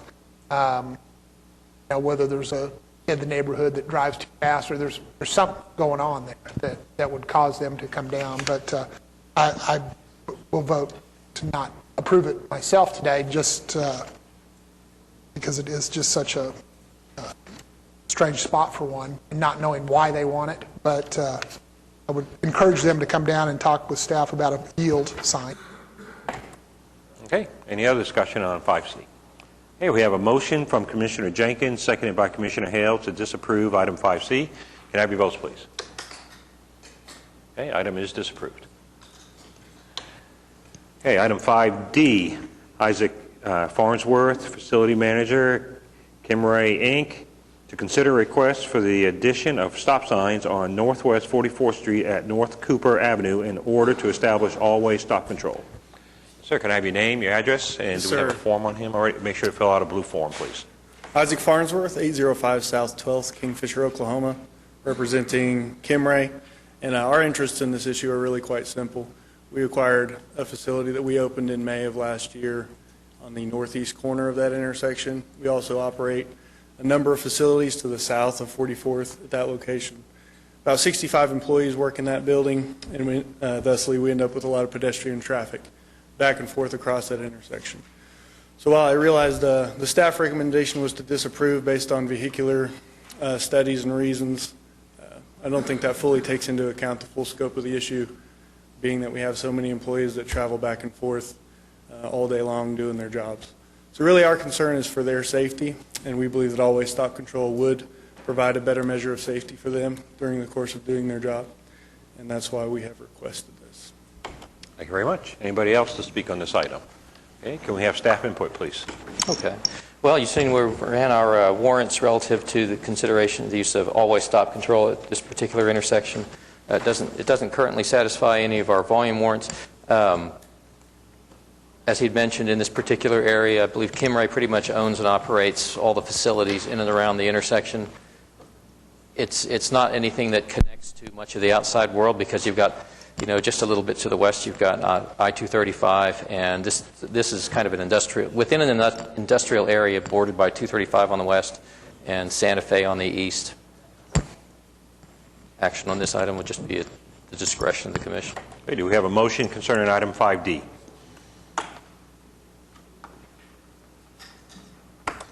Move to disapprove the application. Okay, we have a motion from Commissioner Witcher to disapprove item 5D. Do we have a second? Second. We have a second from Commissioner Hale. Do we have any discussion on this item? Ma'am? Is there any current assistance, pedestrian walkway, anything that helps folks get across the street? There is not. Now? There's- Since you all own most of that around there, have you considered? We own opposing corners, so we don't have the ability to create any crosswalks in and of our own. So it's something we have looked at, but to answer your question, there is no assistance at all. It's just people.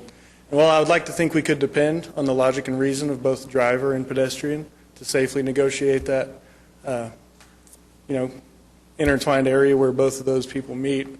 History gives us caution as to that. So we're just proactively trying to take a measure to hopefully prevent any kind of accidents or people getting run over. A lot of times people come in westbound on 44th, turning onto Cooper. A lot of our people crossing back and forth, going across that street right there, and people just come zipping around the corner. I think it's just a matter of time. So Have you had close calls? we have had close calls. Give me I have an personally witnessed 2 close calls, and I don't get out and about in that area just a whole ton, but just me passing by several times.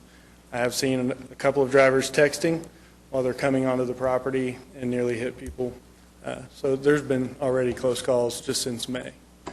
Have you talked to folks that own the other opposing intersections about co-opting funds, putting pedestrian protection? We've attempted to contact some of the other property owners, not with a great deal of success. A lot of the other properties are, they may have a handful of employees at that location. They're not crossing the Some of it's street. leased property, whereas we have 750 employees in that area, and we probably have 125, 150 people crossing that street every day. If pedestrian assistance is put in, that's at the expense of the local business, yes? Or does the city? No, typically on something like this, no, the city would mark crosswalks or things like that. However, the city won't mark crosswalks at intersections if they're not in compliance, if they don't have ADA accessible routes associated with them. Now, I can tell you, if you refer back to page 1 of the report, you'll notice that the stop control that's out there right now is on Cooper, and Cooper carries about 2/3 of the traffic through this particular intersection. The street where they're seeking to add stop control dead ends just to the west of Cooper, because otherwise, it runs into I-44, and it only carries about 1/3 of the traffic. So, actually, the way it's set up right now, traffic control stops the major movement through the intersection. It's odd the way it is right now. Yeah, dead end is Adding all-way stop control is not not entirely end of the accurate. world It type actually thing. just turns. I mean, this intersection is entirely located within basically an industrial area. Is it entirely operated by Kimray in all corners? No, it is not. Okay. Not entirely Kimray. I guess I'm trying to solve for some other solution or idea instead of just a no. Because, again, it's real, and it could be violators driving the vehicles that are violating and the textures, which are everywhere. But it's a real issue, and so I'm just trying to think of Well, it's obviously entirely potential at the commission's solutions. discretion to say no, and I don't have any problem going back to the executives and saying, we went through the avenues and we went to the commission and they said no. And then somebody gets run over, then we've got the documentation where we can say, well, we tried to get the stop. It was disapproved. Sorry, you got run over. So.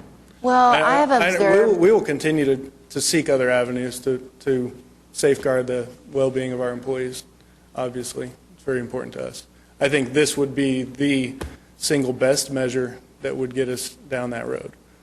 These are public streets, right? They are. Yes, yes. Is there any enforcement that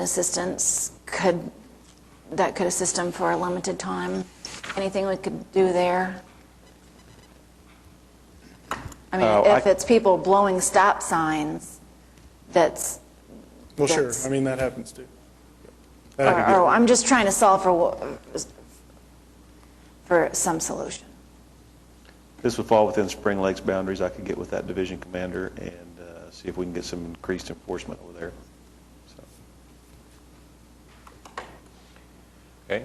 Any other discussion? Yeah, I'd make a comment or two.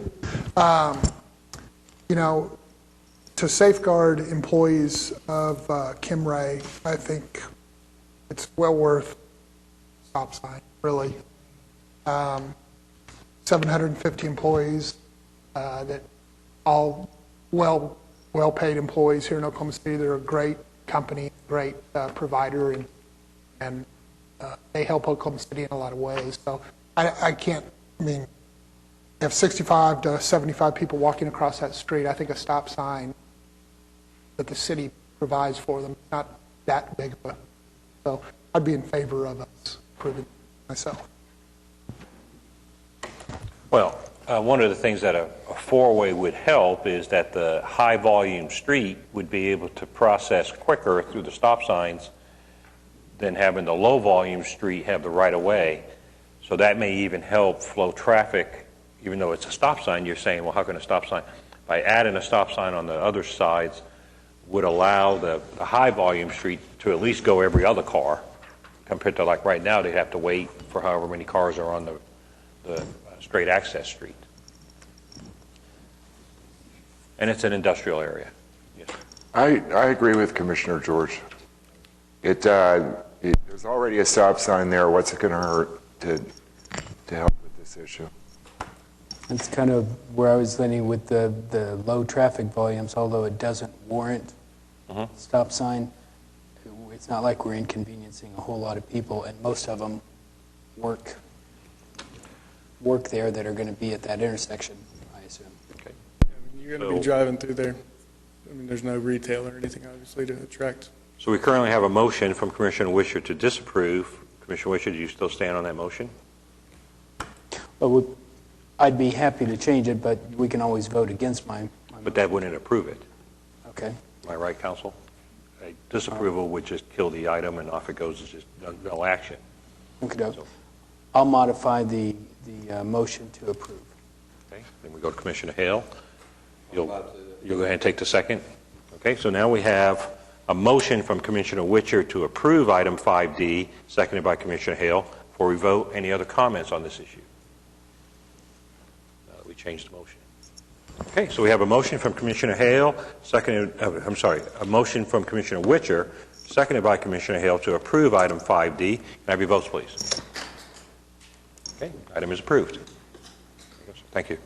Very good. Okay, item 5E, Jim Stevens, Vice President, Sandman Property Services, Bricktown 210 LLC. Consider request for 1, the removal of reserve parking for government businesses on the north side of East Sheridan Avenue from approximately 315 feet west to 330 feet west of the west curb line of North Oklahoma Avenue, and 2, establishment of a commercial loading zone on the north side of East Sheridan Avenue from approximately 275 feet west to 330 feet west of the west curb line of North Oklahoma Avenue.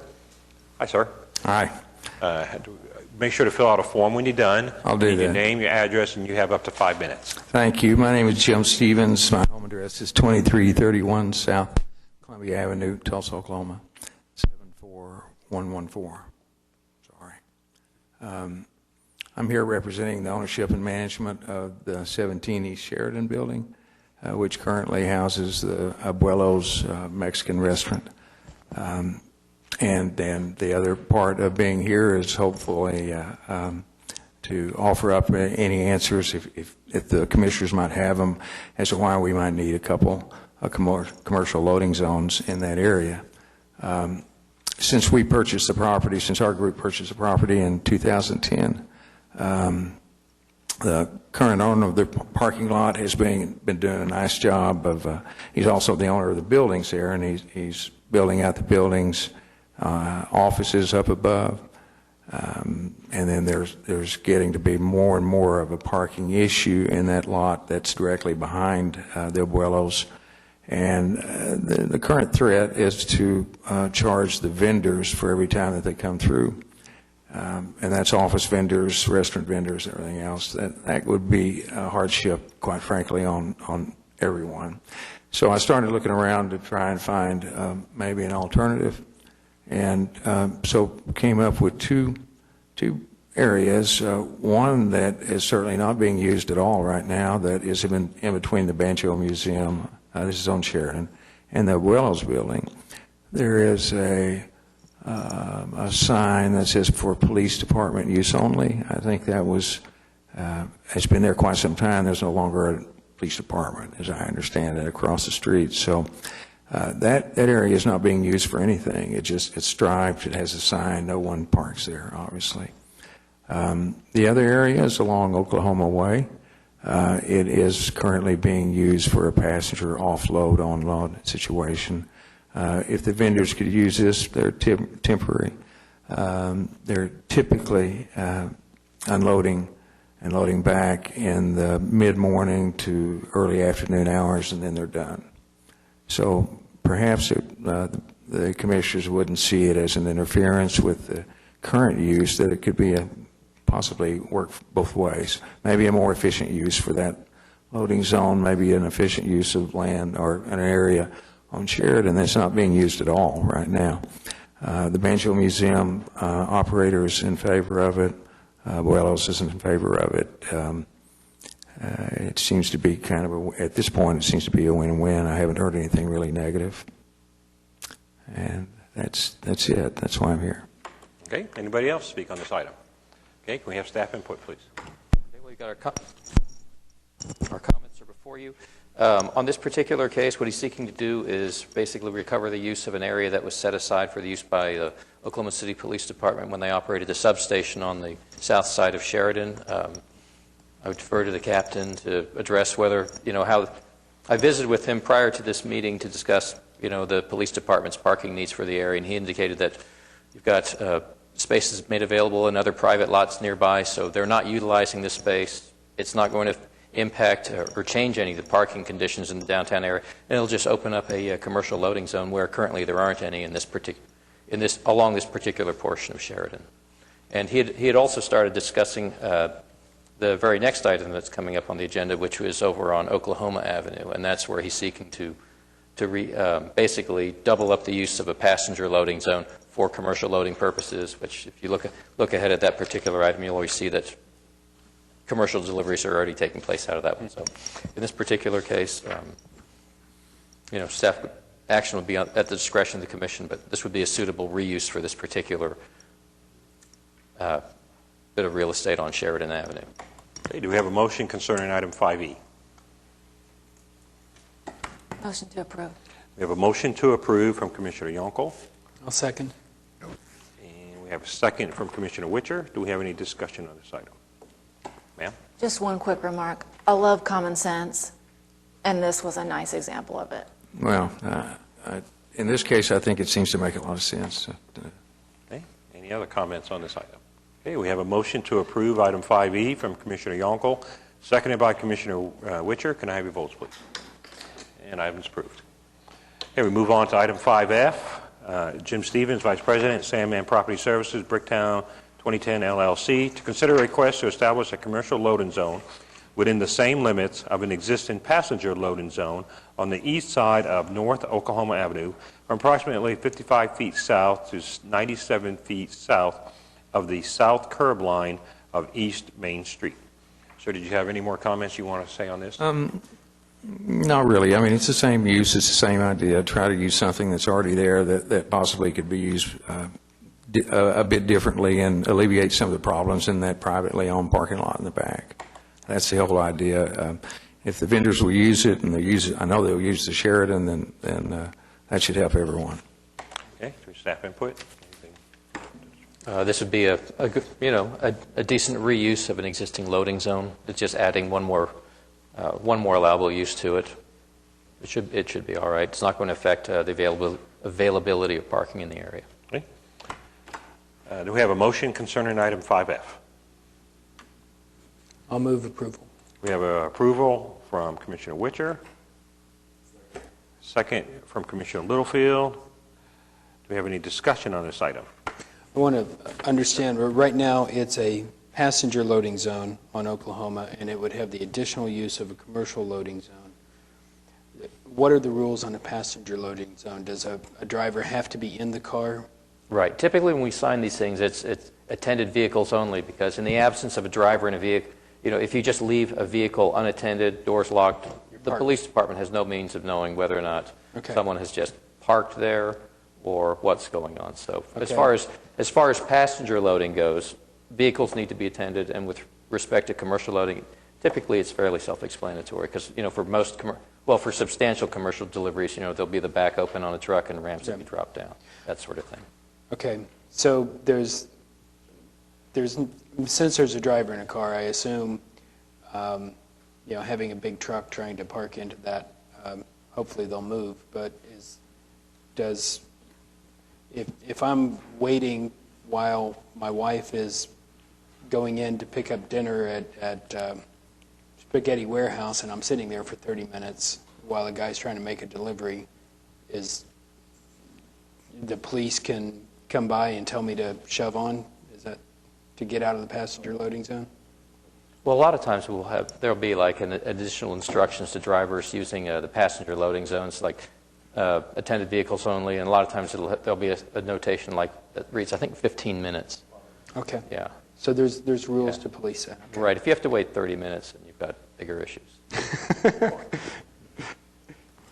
She may be ordering dessert. All right. Any other discussions on item 5F? Okay, we have a motion to approve item 5F from Commissioner Witcher, seconded by Commissioner Littlefield. Can I have your votes, please? Okay, item is approved. Okay, item 5G, Mr. Ryan Bader, Regional Manager, West Region Planning, Design, and Construction, Mercy Health Center. Consider a request for the installation of a traffic signal at the intersection of North Meriden Avenue and McCauley Boulevard. Yes, sir. Can I have your name, address? You have up to 5 minutes. Ryan Bader, 2608 Glenwood Circle. Thank you for your time today. I'm here on behalf of Mercy. Came with them about 3 years ago, and there's this perceived concern of traffic flow, congestion, accidents at that intersection. That is our main intersection where the ambulance comes into McCauley and thus into the back emergency department. It's been brought up again lately because we were in a growth mode. We had been in a planning capital mode for quite some time and finally had the capital in place to make the improvements. So you'll see in the staff report, there's some pictures actually of a new 646 staff parking lot that's being constructed back there. And actually the intention of that one is to support the new 3-story comprehensive oncology cancer center that we were building there, that we were going to break ground on in April and occupy later this year. That's phase 1. Phase 2 actually is another 3-story emergency department, ICU, and surgery on the west side as well. So as it relates to this specific traffic point at McCauley and Meridian, it may not be there now by the staff's report that we understand on the volume, and the collisions, from what we understand, aren't there to fulfill the 9 warrants, and we can appreciate that. So maybe the solution is not a traffic light, and we're not married to that, but some other type of traffic management solution, whether it's the lane widening and putting in a left turning lane or something to allow the traffic flow to progress through there a little bit more safely, maybe slowly. Maybe the request should be upgraded or revised or amended to not a traffic light, if we can't justify that, to some other types of traffic means to control that. And that's the basis of our request. Okay, thank you very much. Anybody else here to speak on that item? Okay, staff input, please. Okay, well, you've got our comments before you. As it stands right now, the intersection does not have sufficient traffic volumes to merit the consideration of a signal at this particular time.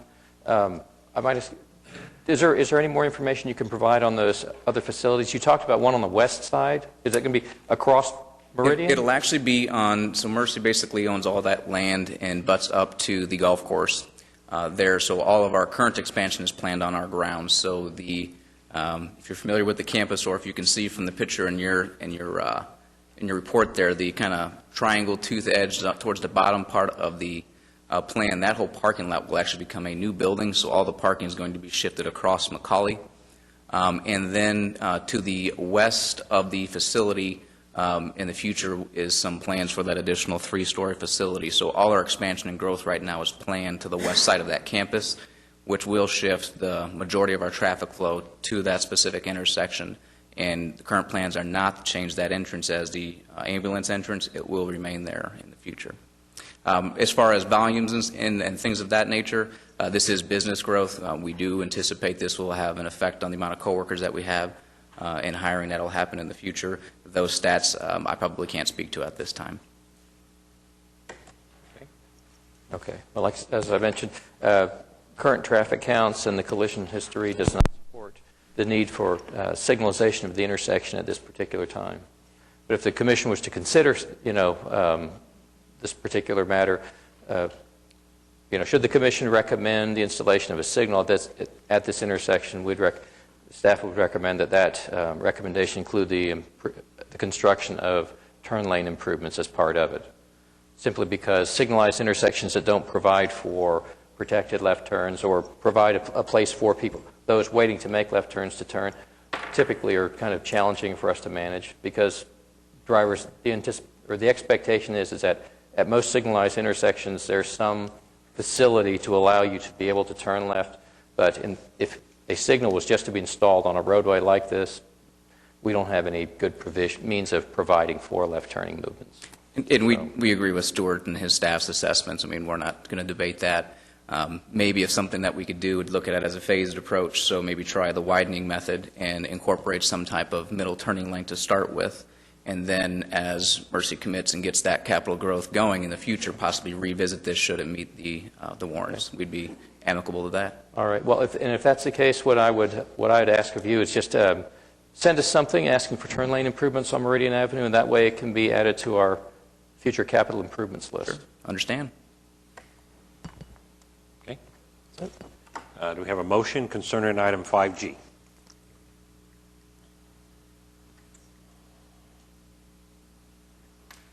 I guess I would move that to deny the application at this time, but with everything that was said, that I think the turn lane is something that's probably going to be needed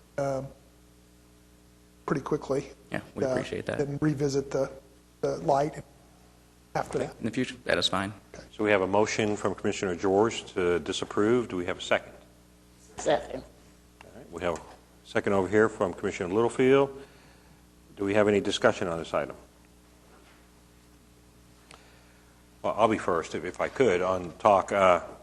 Is there any consideration of Mercy being part of the buy-in to this and funding some of the... Yes, we've considered that, and I think as the partnership, as we have with the Meridian Park Tower across the street, the Physicians Park, this would definitely be a partnership among multiple parties to make this a reality. And we understand that this would be an unplanned project, or I forget how you termed that, but the growth mode we're going to be in, this is something that we would want to account for in one of those future projects. So if we were to approve this, it of course would go into the rack and stack file. You got it. 5, 10 years, however long. All of a sudden, Mercy starts to get motivated, makes all this happen, and see that that area needs to be fixed now, even though it's low on our numbers. You're thinking maybe management would consider some assistance to the city to try to make all that happen? That is correct. But of course, it would have to be on the books for it to get done. So We'd be open to saying there. Like we've done with other companies, have said, we'd like to have a light there, and here's the money, please go do it. Yes, we'd be willing to do that and partner with the city. But what you're saying is it really needs to be approved here first before it can be in the queue. For Well, yeah, it would just go into the queue, or they could come back when they're ready to commit and say, can we have a light, and oh, by the way, here's the check. And then they do it. So it really could go either way. Am I right, sir? Okay. So right now we have a motion to disapprove this item. Any other discussion on it? Ma'am? The motion is to disapprove. We just had conversation that if approved, it could go on this list where it made sense to work in tandem with the facility. Disapproving cooperative work with the facility and their timeline doesn't feel. Well, I think they may not be Helpful. ready to commit now. Am I correct, sir? We could be ready to commit if that's something the city would be willing to do, because we do have the capital program at this time.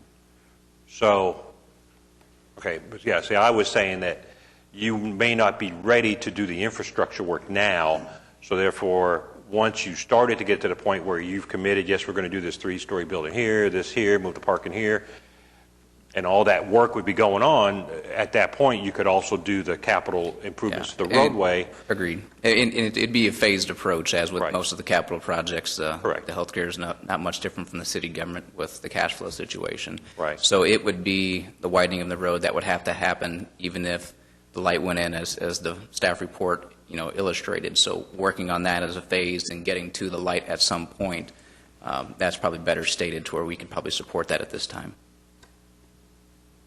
Okay, so, okay. Does that make sense? I'm sorry if I'm confusing it. I just want to make sure that I understand what you're offering is that if we put this in the queue, or we could say it wouldn't even go in the queue, that we would just approve the concept of a light there when it's appropriate, because I think what we're disapproving right now, or that the motion to disapprove is, right now it doesn't warrant the light. Correct. And so by us saying, let's put a light there, there's no reason to put a light there. And so what I'm hearing you saying is, when there is a need for the light, you would be willing to do the capital improvements and put in the light. Yeah, we believe by the warrant, and we understand that the light doesn't appear to be warranted at this time, but we do believe that we need a left turn lane at a minimum for the safety of that intersection. And that Mercy would be willing to fund that. I can't speak on that entirety because we don't know what that value would be. There's a lot of problems there at that intersection, but yes. So back to what Stuart said is maybe this one, as I can understand, for the light specifically, would not make it through, but we'd resubmit a separate or a new request for the widening. Does that make sense? With the concept that you might fund it.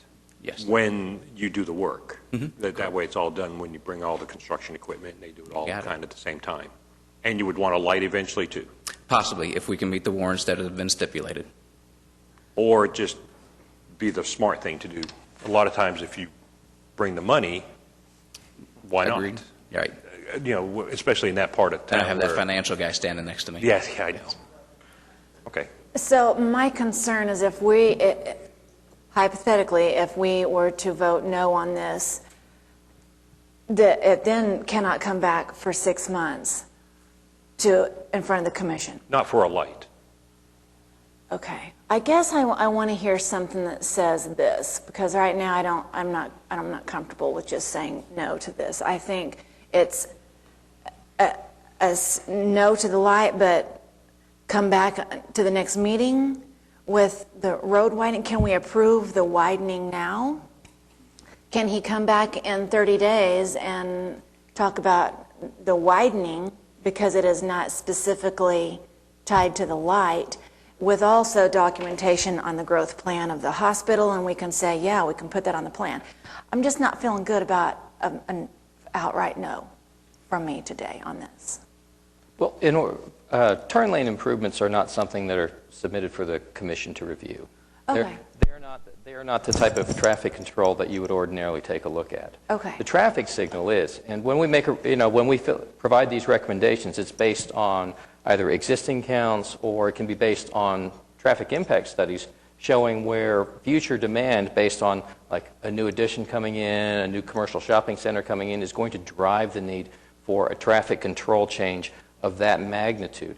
Because by approval of something like this, what you're ultimately doing is committing public funds towards something that's identified as basically a justified public improvement project. At this point in time, the collision history, the volumes, there aren't any other mitigating circumstances that would justify approval of a traffic signal at this intersection today. And so with regard to to the traffic signal, it for something like, for the commission to consider this, it may be better to wait until the hospital's got maybe a more discrete plan and they can show that additional traffic impacts may justify, but, this level of traffic control at an intersection. But at this point in time, turn lane improvements is something we can just submit, send to our Public Works Department to be added to the list of unfunded projects that might be incorporated in the next general election bond, or something along that line. And then once they come with the money, then things can happen, if they really want it.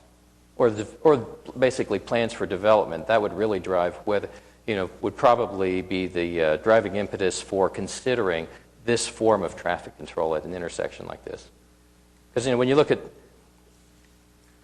at Meridian Avenue as a whole, it's almost an orphaned piece of the arterial network, because it doesn't continue to the north of Memorial Road, and it doesn't line up with anything on the south side of 122nd Street. It's almost like a 4-lane collector that serves the area. So it's not a road that's contiguous like say Meridian is on the south side of the city, where it goes for miles from section line road to section line road, and it's got a significant volume. This particular section of Meridian is not as heavily traveled as others. And like I said, it's disjointed from.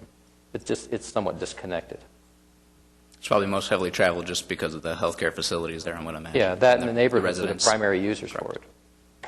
So the key would be, whenever you're ready to get different approvals, the goal on your part would be make sure all the construction gets done at one time, so it's cheaper, and and that way when it opens, everything's ready to go. Correct. And this isn't part of that piece yet. Not this current phase, but like I said, that phase 2, this would definitely be something, the order of magnitude we believe it would be, would cost somebody, but we would definitely be having in that budget. Right. Okay. Any other discussion on item 5G? Okay, we have a motion to disapprove from Commissioner George, seconded by Commissioner Littlefield. Can I have your votes, please? Okay, item is disapproved. Thank you. Okay, comments from citizens. Thanks for waiting. Do we have any? You want to come on up? You ready? Remember, as you come up, make sure you give me your name, your address, and you have up to 5 minutes. Mr. Chairman and Commissioners, I'm Roger Andrews with Yellow Cab Company, 107 Northwest 14th, Oklahoma City, 73103. I want to talk to the Commission about the Uber situation. And let me say one thing. Uber's tried to make this whole thing about their app. Well, all they're trying to do with the app is muddy the waters, okay? Yellow Cab has an app. We have a website. We're still in compliance with the ordinance, okay? Now, until they get compliant with this ordinance, they should be written tickets. The ordinance in place should be enforced. And then if the ordinance changes later on, then that can change too. But right now, the ordinance is very clear about licensing and permits. Also, I might indicate that 5 years ago, and Chairman Kula and Councilman Bowman, and we had committee meetings for the taxi cabs, and the ordinance was being changed at that time, 5 years ago. But we were still under the old ordinance until the new ordinance was passed. So all this trying to confuse people by talking about apps and stuff like that, that's not what this issue is about at all. It's about them coming into Oklahoma City, not sneaking in the middle of the night and avoiding the regulatory bodies of this city, but they should have come forward and said, we want to be a part of this city, we want to work under the ordinance, and we want to be licensed and permitted. And they did none of that. It's very expensive to be compliant with the ordinance. Our cab drivers spent $150,000, more than that, last year on getting their cars to the point where they could pass inspection. That means repairing body damage, trim work on the vehicles, painting the vehicles, good tires, windshield that has a rock chip has to be replaced. We're abiding by the ordinance. It's very expensive. We spent over $16,000 just getting permits and licenses for these cabs. And for instance, 2 weeks ago in Bricktown, there was an Uber vehicle sitting on the taxi cab stand. Was he written a ticket? No, he was not. he was asked to leave, but he was not written a ticket. If I go down there tonight with my personal car and I sit on the taxi stand, I will be written a ticket, and deservedly so. So I don't understand why the city says everybody else has to abide by the ordinance, but this group of people from San Francisco and Germany and all the other places, the Netherlands, come in and they don't have to abide by the ordinance. And it makes no sense to me. We had a driver this morning that she went to handle one of our family expectations. There's an account of ours, 3 East Main. There's no place for her to park. She has to go inside. That's part of the contract. She pulls up to a meter. She puts money in the meter, and she gets written a $50 ticket. Okay? Now, if that's an Uber vehicle, they will not be written a ticket because they don't even know they're an Uber vehicle. We have to have signage on our vehicles. We have to have, taxi meters. We have to have all the things that the ordinance requires. And if we don't do that, for example, if one of our drivers is 3 days late in renewing their cab permit, it's a $750 fine. We've had several of those written the last couple of years. Okay. Hey, that's the way the ordinance reads, so we're not complaining. The tickets get paid, but Uber doesn't, because they have no license or permits to expire. Okay? All right. And then you look at, for example, Uber advertises for drivers on Yellow Cab's webpage. Now, what's that tell you? I mean, I don't think that's an acceptable business practice, but they do a lot of things. And if the city will do some research, there's plenty of stories about Uber Cab out there, okay?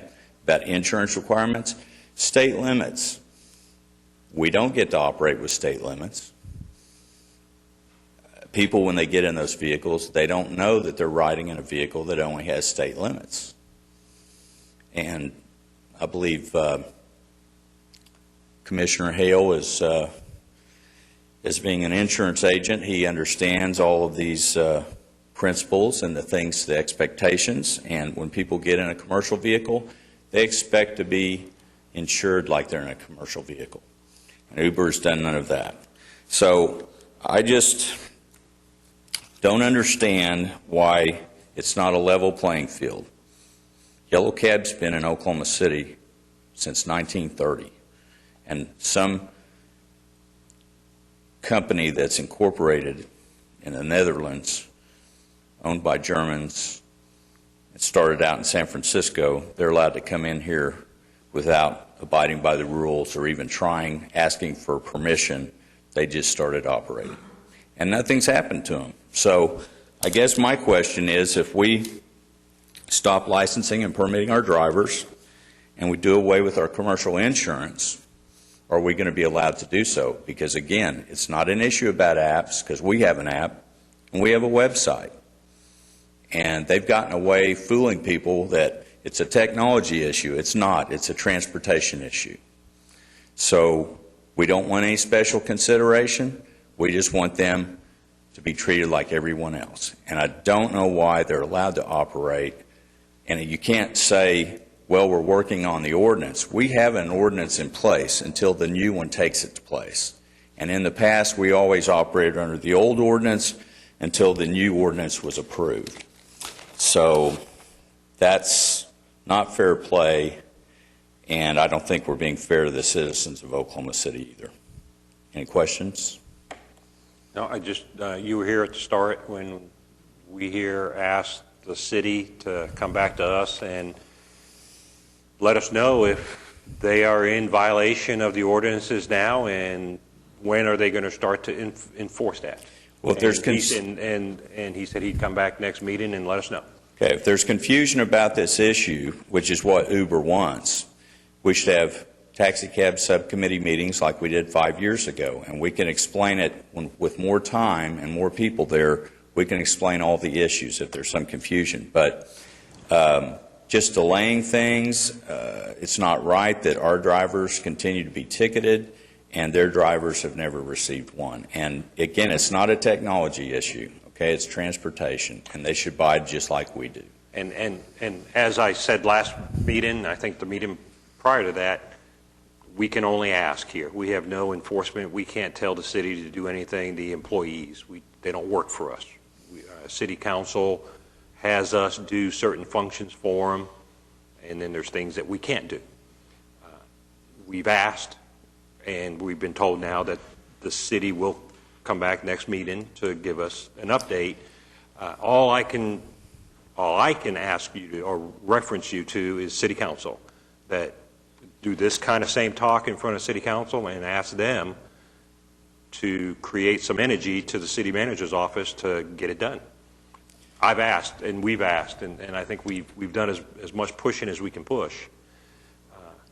Well, it's now up to the city council to let the city manager's office know that they're not moving fast enough where they are. I mean, that's between... It's not fair to the citizens of Oklahoma City. It's not fair to the companies that have paid license and permit fees for years.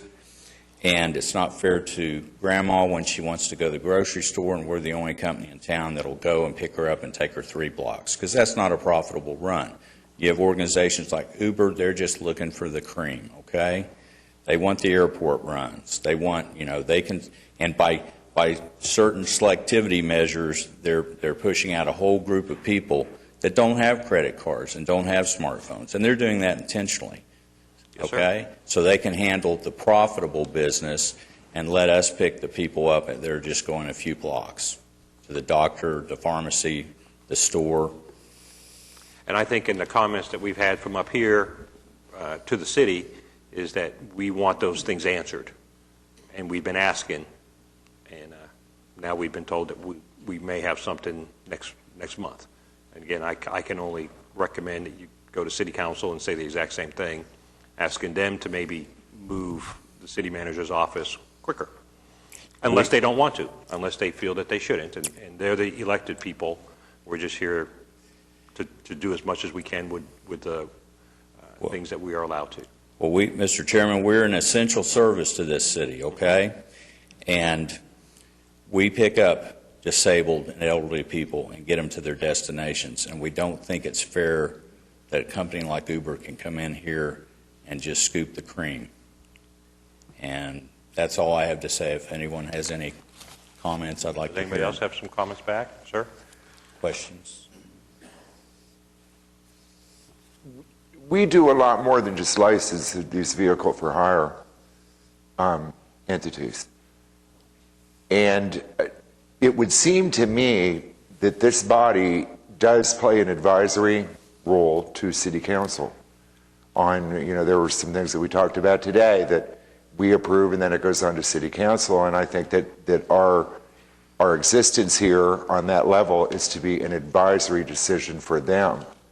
What would be the possibility of this body developing a resolution, if we all agree that something's amiss with this, what impact, and is there even the possibility of writing a resolution and sending that to City Council that we want this looked at? I personally can tell you that I don't think it's fair for anybody to have to wait till April to find out whether or not this thing is legitimate or needs to be cited in any way, shape, or form. If I'm driving a blue car instead of a yellow car down Interstate 40 and I'm going 80 miles an hour, they're not going to wait till April to decide whether or not I'm getting a ticket. So I feel strongly that there might be more that this body can do in an advisory way to council on this issue. Okay, so let me propose and ask council and Stuart, if you were to send me a paragraph basically saying what you just said, then I'll submit it as a request to be put on the agenda, and the correct words that would be used of this commission, let you know, however the words are, the council could help make sure that it's rightly worded, saying that we want an answer from the city on this type of service, and we can't be specific to Uber. It needs to be specific to possible vehicle for hires that don't comply or don't fit into the current standards. should they be allowed to operate, or even say, no, they shouldn't, just make a resolution that, no, they shouldn't until it's determined that they can. Something like that. So, Council, would that be how it would work? Something like that? You're asking if that's how the resolution would work, or? Well, how we would get this process where we could officially send something to the City Council, so we would have to give it to you guys, and it would get on the agenda as a voting item. Somebody makes a motion, we talk about it, it gets approved or modified and then approved, and then off it goes, right? Something like that? Well, I was about to say, I know that the city manager's office is always in tune with the goings-on at all the public commission hearings. So the discussions that are going on here today, they're well aware of. So as far as, But I think the displeasure, to look for a word, from the commission, that it's been 3 months that we've known about this, that we've talked about it, we've asked for a position from the city, and we haven't received it, and yet this is still allowed to operate when we have a functionality out there, taxis and limos, et cetera, who are complying with the needs of the city and the rules of the city, that nothing has been done in 3 months. Where, from the first time when we talked about it, we were saying, when is a letter going to go from the city to say, hey, stop what you're doing and come ask us if you can do it? Whereas right now it's, we don't really even know what you're doing, but just keep doing it. It seems where it's at. And I think some resolution of, we have a vehicle for hire process. We have heard about this function that doesn't comply with the vehicle for hire process. It does transaction money for service, which to us is a vehicle for hire. This is unacceptable. We think it's in violation. We understand that management has told law enforcement not to enforce. We don't agree with it, and we think it needs to be fixed immediately. Something like that in the correct words. Is that how we feel? That we kind of want to have something like that? Well, you weren't here at the beginning of the meeting because Uber was discussed for a little while at the start of the meeting instead of the end of the meeting today. And today was the first time that from Public Works, Director of Public Works came down and... I was here. Oh, you were, okay. So this was the first meeting that they've had any input, just a second, and since you were here, you know that he said that at the next meeting, he will have basically what Walt is talking about, either yes, they can continue to do what they do, or they will be written tickets in 30 days from now. And they're writing a new ordinance, I guess, based on California's, the way the state of California has dealt with Uber, which I don't have any idea how they're dealing with it, but and that won't be ready until April or May. But he did say by the next meeting that there will be some understanding whether or not tickets will be written, and they'll put a halt to Uber until April or May when the new ordinance comes out. Well, Uber's been operating illegally in Oklahoma City for 5 months now. Yeah. 5 months. And it's going to be another month, at least. That's assuming... And during that time, they're getting a toehold in Oklahoma City. We're continuing to pay for licenses and permits and fines and things of that nature.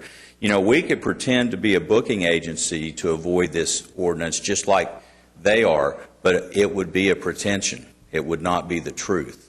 And they're the same way. Their pretension is not accurate, okay? And it's just, like I say, to just say, oh, we're a booking agency, so we don't have to pay, get permission, pay license fees, permit fees, keep our vehicles to a certain level like we do. We're competing against somebody that really has little or no overhead as far as being compliant with the Oklahoma City ordinance. And it's not fair, it's not right, and something bad could happen, especially with the insurance issue. And it's happened all over the place. It's happened in San Francisco where the 6-year-old girl was killed. So you're not in in thought of Well, I just, creating a resolution. we've been waiting for something, then something happened today, and they say they're coming back in 30 days. So, sending But a we've been letter waiting for tomorrow, 4 I don't months, think we'll, asking for that for 4 months. again, they finally gave us a date, Okay, so. sir? James, it was your thought. Okay, yes. Well, I suppose that if Rob were to propose a paragraph for something and submit it to staff, and it hit the agenda at the same time that Mr. Winger's hit the agenda, we could just decide what to do then. And that's kind of what I'm kind of thinking is, let's get it going, how we feel, try to get something so we can make it official on how we feel, and we talk about it officially as a motion, and then, if everything's got satisfied, then we just say we don't need to do it. And if it's not satisfied by next meeting, we have that item ready to go, and off it goes. Did I make a Okay, comment? so let's go around here. I just feel we have a responsibility to these folks, and I think we have a responsibility to ourselves as a body that licenses and oversees these folks to make up our minds and come up with a decision of how we feel about this and make it formal. And I think it's time to do that. Okay, ma'am, did you have a comment? I would agree, and I think you make a good point. Something from this commission hitting the desk at the same time Mr. Wenger may be addressing City Council or the City Manager's office. I'm with you. I think we got to kind of get it out there. Okay. Sir? Mr. Anderson, it's my understanding that your plea today is more an urgency, Yes, that this is going on as we speak, yes, and that these people are under the radar, unregulated, and possibly uninsured. yes. I agree with Mr. Anderson. This is something that doesn't need to be put off 30 days. I understand we're dealing with the city and there's only recommendations we can make. But there is an urgency to this. I don't know who provided the information about the 6-year-old, but it's spot on.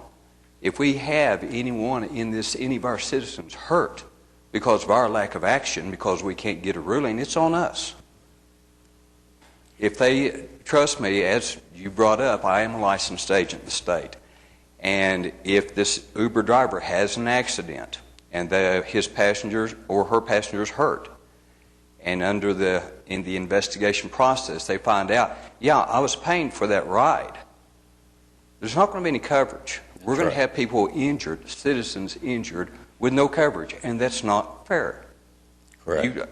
I imagine you pay quite a bit for your commercial Yes, we liability. do. A lot. Okay, so that's, I brought it up before, but I do completely agree. There is an urgency on our part to get something done, and I do agree that 30 days is still too much. Okay, sir, No. anything? No, I agree with the sense of urgency because apparently in California, the state of California has stricter regulations that apply to all companies like this. Right. In Oklahoma, we may not. And that's something that the municipal council's office can determine. But if state action is necessary, then that bill probably already need to be introduced because the legislature is coming into session next week, I think. So there really is a sense of urgency, I add to. Okay, ma'am, thank you for waiting.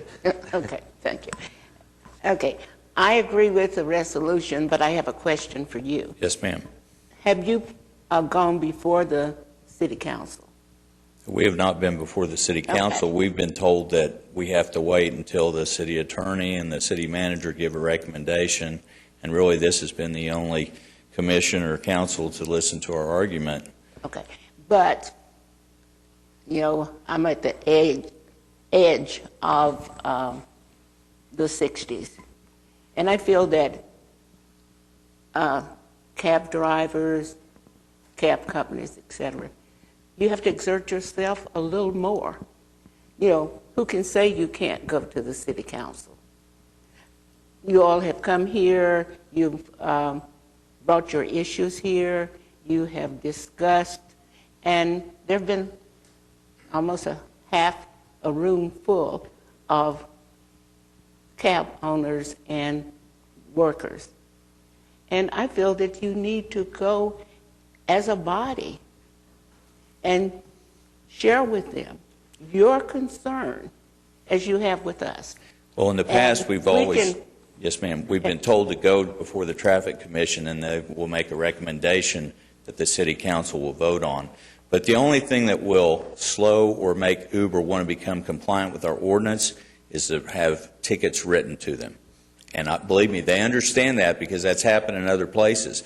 And once the tickets were written, all of a sudden, they said, well, maybe we should go talk to the city and see what we need to do.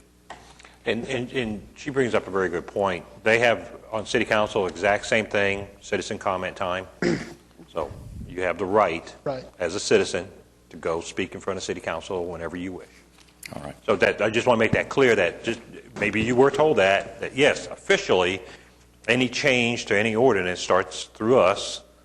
We talk about it, we make a recommendation to City Council. But any citizen at any time can do exactly like you've done here the last several months, to speak your piece for up to 5 minutes. Okay. Well, thank you for your time, Chairman We and have one more. Commissioners. Any other questions? What did you have? I just want to make sure we close out the loop here. Right, and they meet weekly, right, every Tuesday morning, so instead of once a month. But I was wondering on the insurance, that person that talked in favor of Uber last time was going to send something to you. I was wondering, you haven't seen it? I was just wondering about that. What the Commissioner's referring to was when I brought up the issue of insurance. I think he disavowed any relationship with Uber, but this gentleman that spoke on their behalf assured me that there was $1 million policy, and I'll get you a copy of it. Just for the record, that never showed up. He has my email address, promised to forward it on. If that gentleman hears anything about this discussion, I'm still open. I would love to read whatever policy he had promised, but that has not happened. Okay, so on this issue, sir? One final question. I'm as computer literate and equally as confused about life as my grandmother was when she wanted to get a dishwasher or not. Couldn't decide. Right. Is there not a way to shut Uber down by the state being able to do something about the app? Are you familiar with anything like that? I'm hearing that. I guess the Oklahoma Corporation Commission could get involved, and because they're not compliant with them either. They have an opportunity to go out there and get compliant. They've not done that. So, but that is one. I think that is one way that something like that. And I'm not just saying Uber. I'm saying any kind of service like that. It's the app, I think, that they can do something about, as well as citing and ticketing anybody that's disobeying the ordinance. Okay, so just to kind of just let it go, as a chairman, I'll go ahead and make a request to the city to put some word in the agenda as an official resolution from us concerning this kind of issue. I'll come up with some words. We'd be able to make a motion, bring it on the table, modify, finalize some words, make a vote, and then it would go from there. So we'll go ahead and do the best that we can. Thank you. Okay, anybody else for citizens for comments? Anybody else wishes to talk? Okay, let's go around from all the commissioners. Sir? I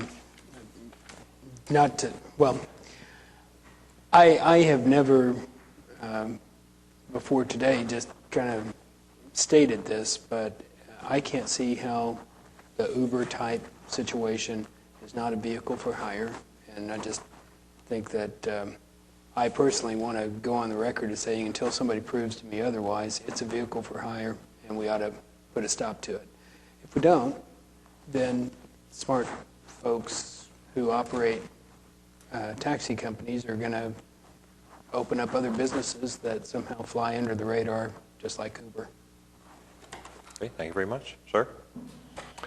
Nothing specifically from Ward 2, but the traffic calming committee that meets at the end of each meeting is not going to meet today, but we did last month, and we agreed that there would be two, help me with the terminology, driver feedback signs installed, one in each one of the two members' locations where we can sit and we can watch them from our houses, I think basically is the goal.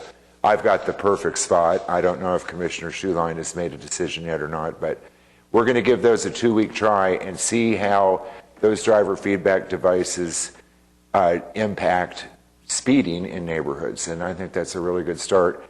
I'm still working on trying to get information from individual city council persons on their favorite worst spot in their ward, so that we could be looking at those kinds of traffic challenges, and as we move on through this process, see if there's other things that we can place at those and see what happens. I'm slow to hear back from them. I'm sure it's from the holidays. I've gotten back one, so I've got several more to go, but the committee is working along well, and it's a good thing. Thank you very much. Okay, thank you. Ma'am? Just clarify quickly for me how we last left that item. Was counselor's office, someone's going to draft? I will. You're going to I draft will it. submit a request, just like any citizen will submit a request, for an item to be put on the agenda so the commission can create a resolution to city council about our concern of this issue. On the city council agenda? No, on our agenda. We'll So put it that's on another our month. agenda. No, So- well, we would put it on our agenda if we submit a resolution, then it would be a letter signed by me or something. I don't know. We'd have to ask council on that. And then the next day, it would go to city council, and then it would get put into their system. This would occur before our next meeting. No, it would be at our next meeting, because we can't make a vote or do anything official till our next meeting, because it's got to get on the agenda, it's got to be Right, posted. That was where I was going. We just expressed concern about waiting 30 more days. Well, exactly. And because we can't do anything more, I don't think. We can't do anything today officially. We can talk like this, but we can't do anything official. Okay. Okay. But it's all on record. I mean, we're on video. It's on record of our concerns. It's just not handwritten, voted. This is our opinion, which is what we'll do next. And then, of course, like we said, if we get data back and we're satisfied with the data and the movement from the city, then we just disapprove the resolution and then off we go. But it's there if we're ready to move. And we don't have to wait another month. You see? Well, let's make it clear. I see. So I see. There'll be an agenda item on the agenda to discuss a resolution to City Council. If the data that comes in February's meeting is not sufficient that we want, that agenda item is available for us to move on. If we get enough information, then we just say no to the agenda item and we move on, if we get enough. Okay. That is as fast as I think that we can legally move officially. Okay? All right, sir? Nothing to add, thank you. Sir? Nothing to add either, I don't think. Thank you, sir. Ma'am? I have a question. You know, we keep talking about the Uber drivers should be ticketed and so forth. How do we know, or how would the police know that this is a Uber driver? They don't. We asked last time. Yeah, that would be the concern, that they would have to find out either by watching the apps or something and monitor an area, and then maybe have to get financial records to see the transaction that occurred on MasterCard. I mean, I'm sure that there's a big tail that goes along, because the actual money transfer is, you won't see $5 switch hands to pay for the ride. It's all in the app. So how would we be able to verify that it's a vehicle for hire, would a money transaction kind of thing? Yes, those are very good points, and I believe that that's what's causing some of the delay, is how do you enforce those kind of things? How do you know it's a vehicle for hire at that moment, and how can you actually say you're in violation because I know that money transaction? That's a very good question, and that's, I think, is what's driving the issue. Excuse me. Okay, so, no, okay, so anything else on that? I just had this thing about, you see this car driving down the street, and there's a person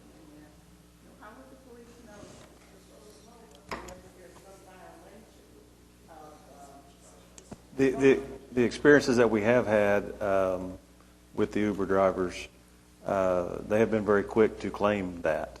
And the instance that he brought up about the situation in Bricktown the other night with the taxi stand, the officers that dealt with that individual had not dealt with the Uber drivers before. They were hesitant to act, but we did find out through some emails, and Lieutenant Hill helped out with that, that in the future we will enforce and write a ticket in that situation, whether they're Uber or not, that particular situation. But again, we did get further direction, as we've stated and has been stated up here on the horseshoe, that is right now it's in legal's court, and we are to hold off on further enforcement until we hear back from the municipal counselor's office. But your specific instance that you mentioned a while ago, there will be a ticket written on that in the future. Okay, thank you. One thing, if you want to know about Uber, you call them right now. You tell them you need a vehicle on the west side of City Hall, and there will be one. That would be the only thing, a sting operation kind of thing. It would have to be a sting operation where you would transfer money. See, that's the thing, is you'd have to transfer, you have to have an account, be able to transfer the money, and be able to show that there was money transferred, and then that's a good point. No, very good. Believe me, they'll send you a vehicle. They're not bashful about claiming to be who they are. They're not trying to hide it. So, Mr. George? Okay, sir, anything else? Okay, Counselor's office? Mr. Chai? The back of the yield, did you do some yields? No, we didn't have anything to report in the way of yield or parking restrictions. Okay, done very good. administratively. Okay, can I have a motion to adjourn? Motion to adjourn. Motion. Motion from Commissioner Hale. Second. Second by Commissioner Witcher. Let's vote, please. And we are adjourned. All right.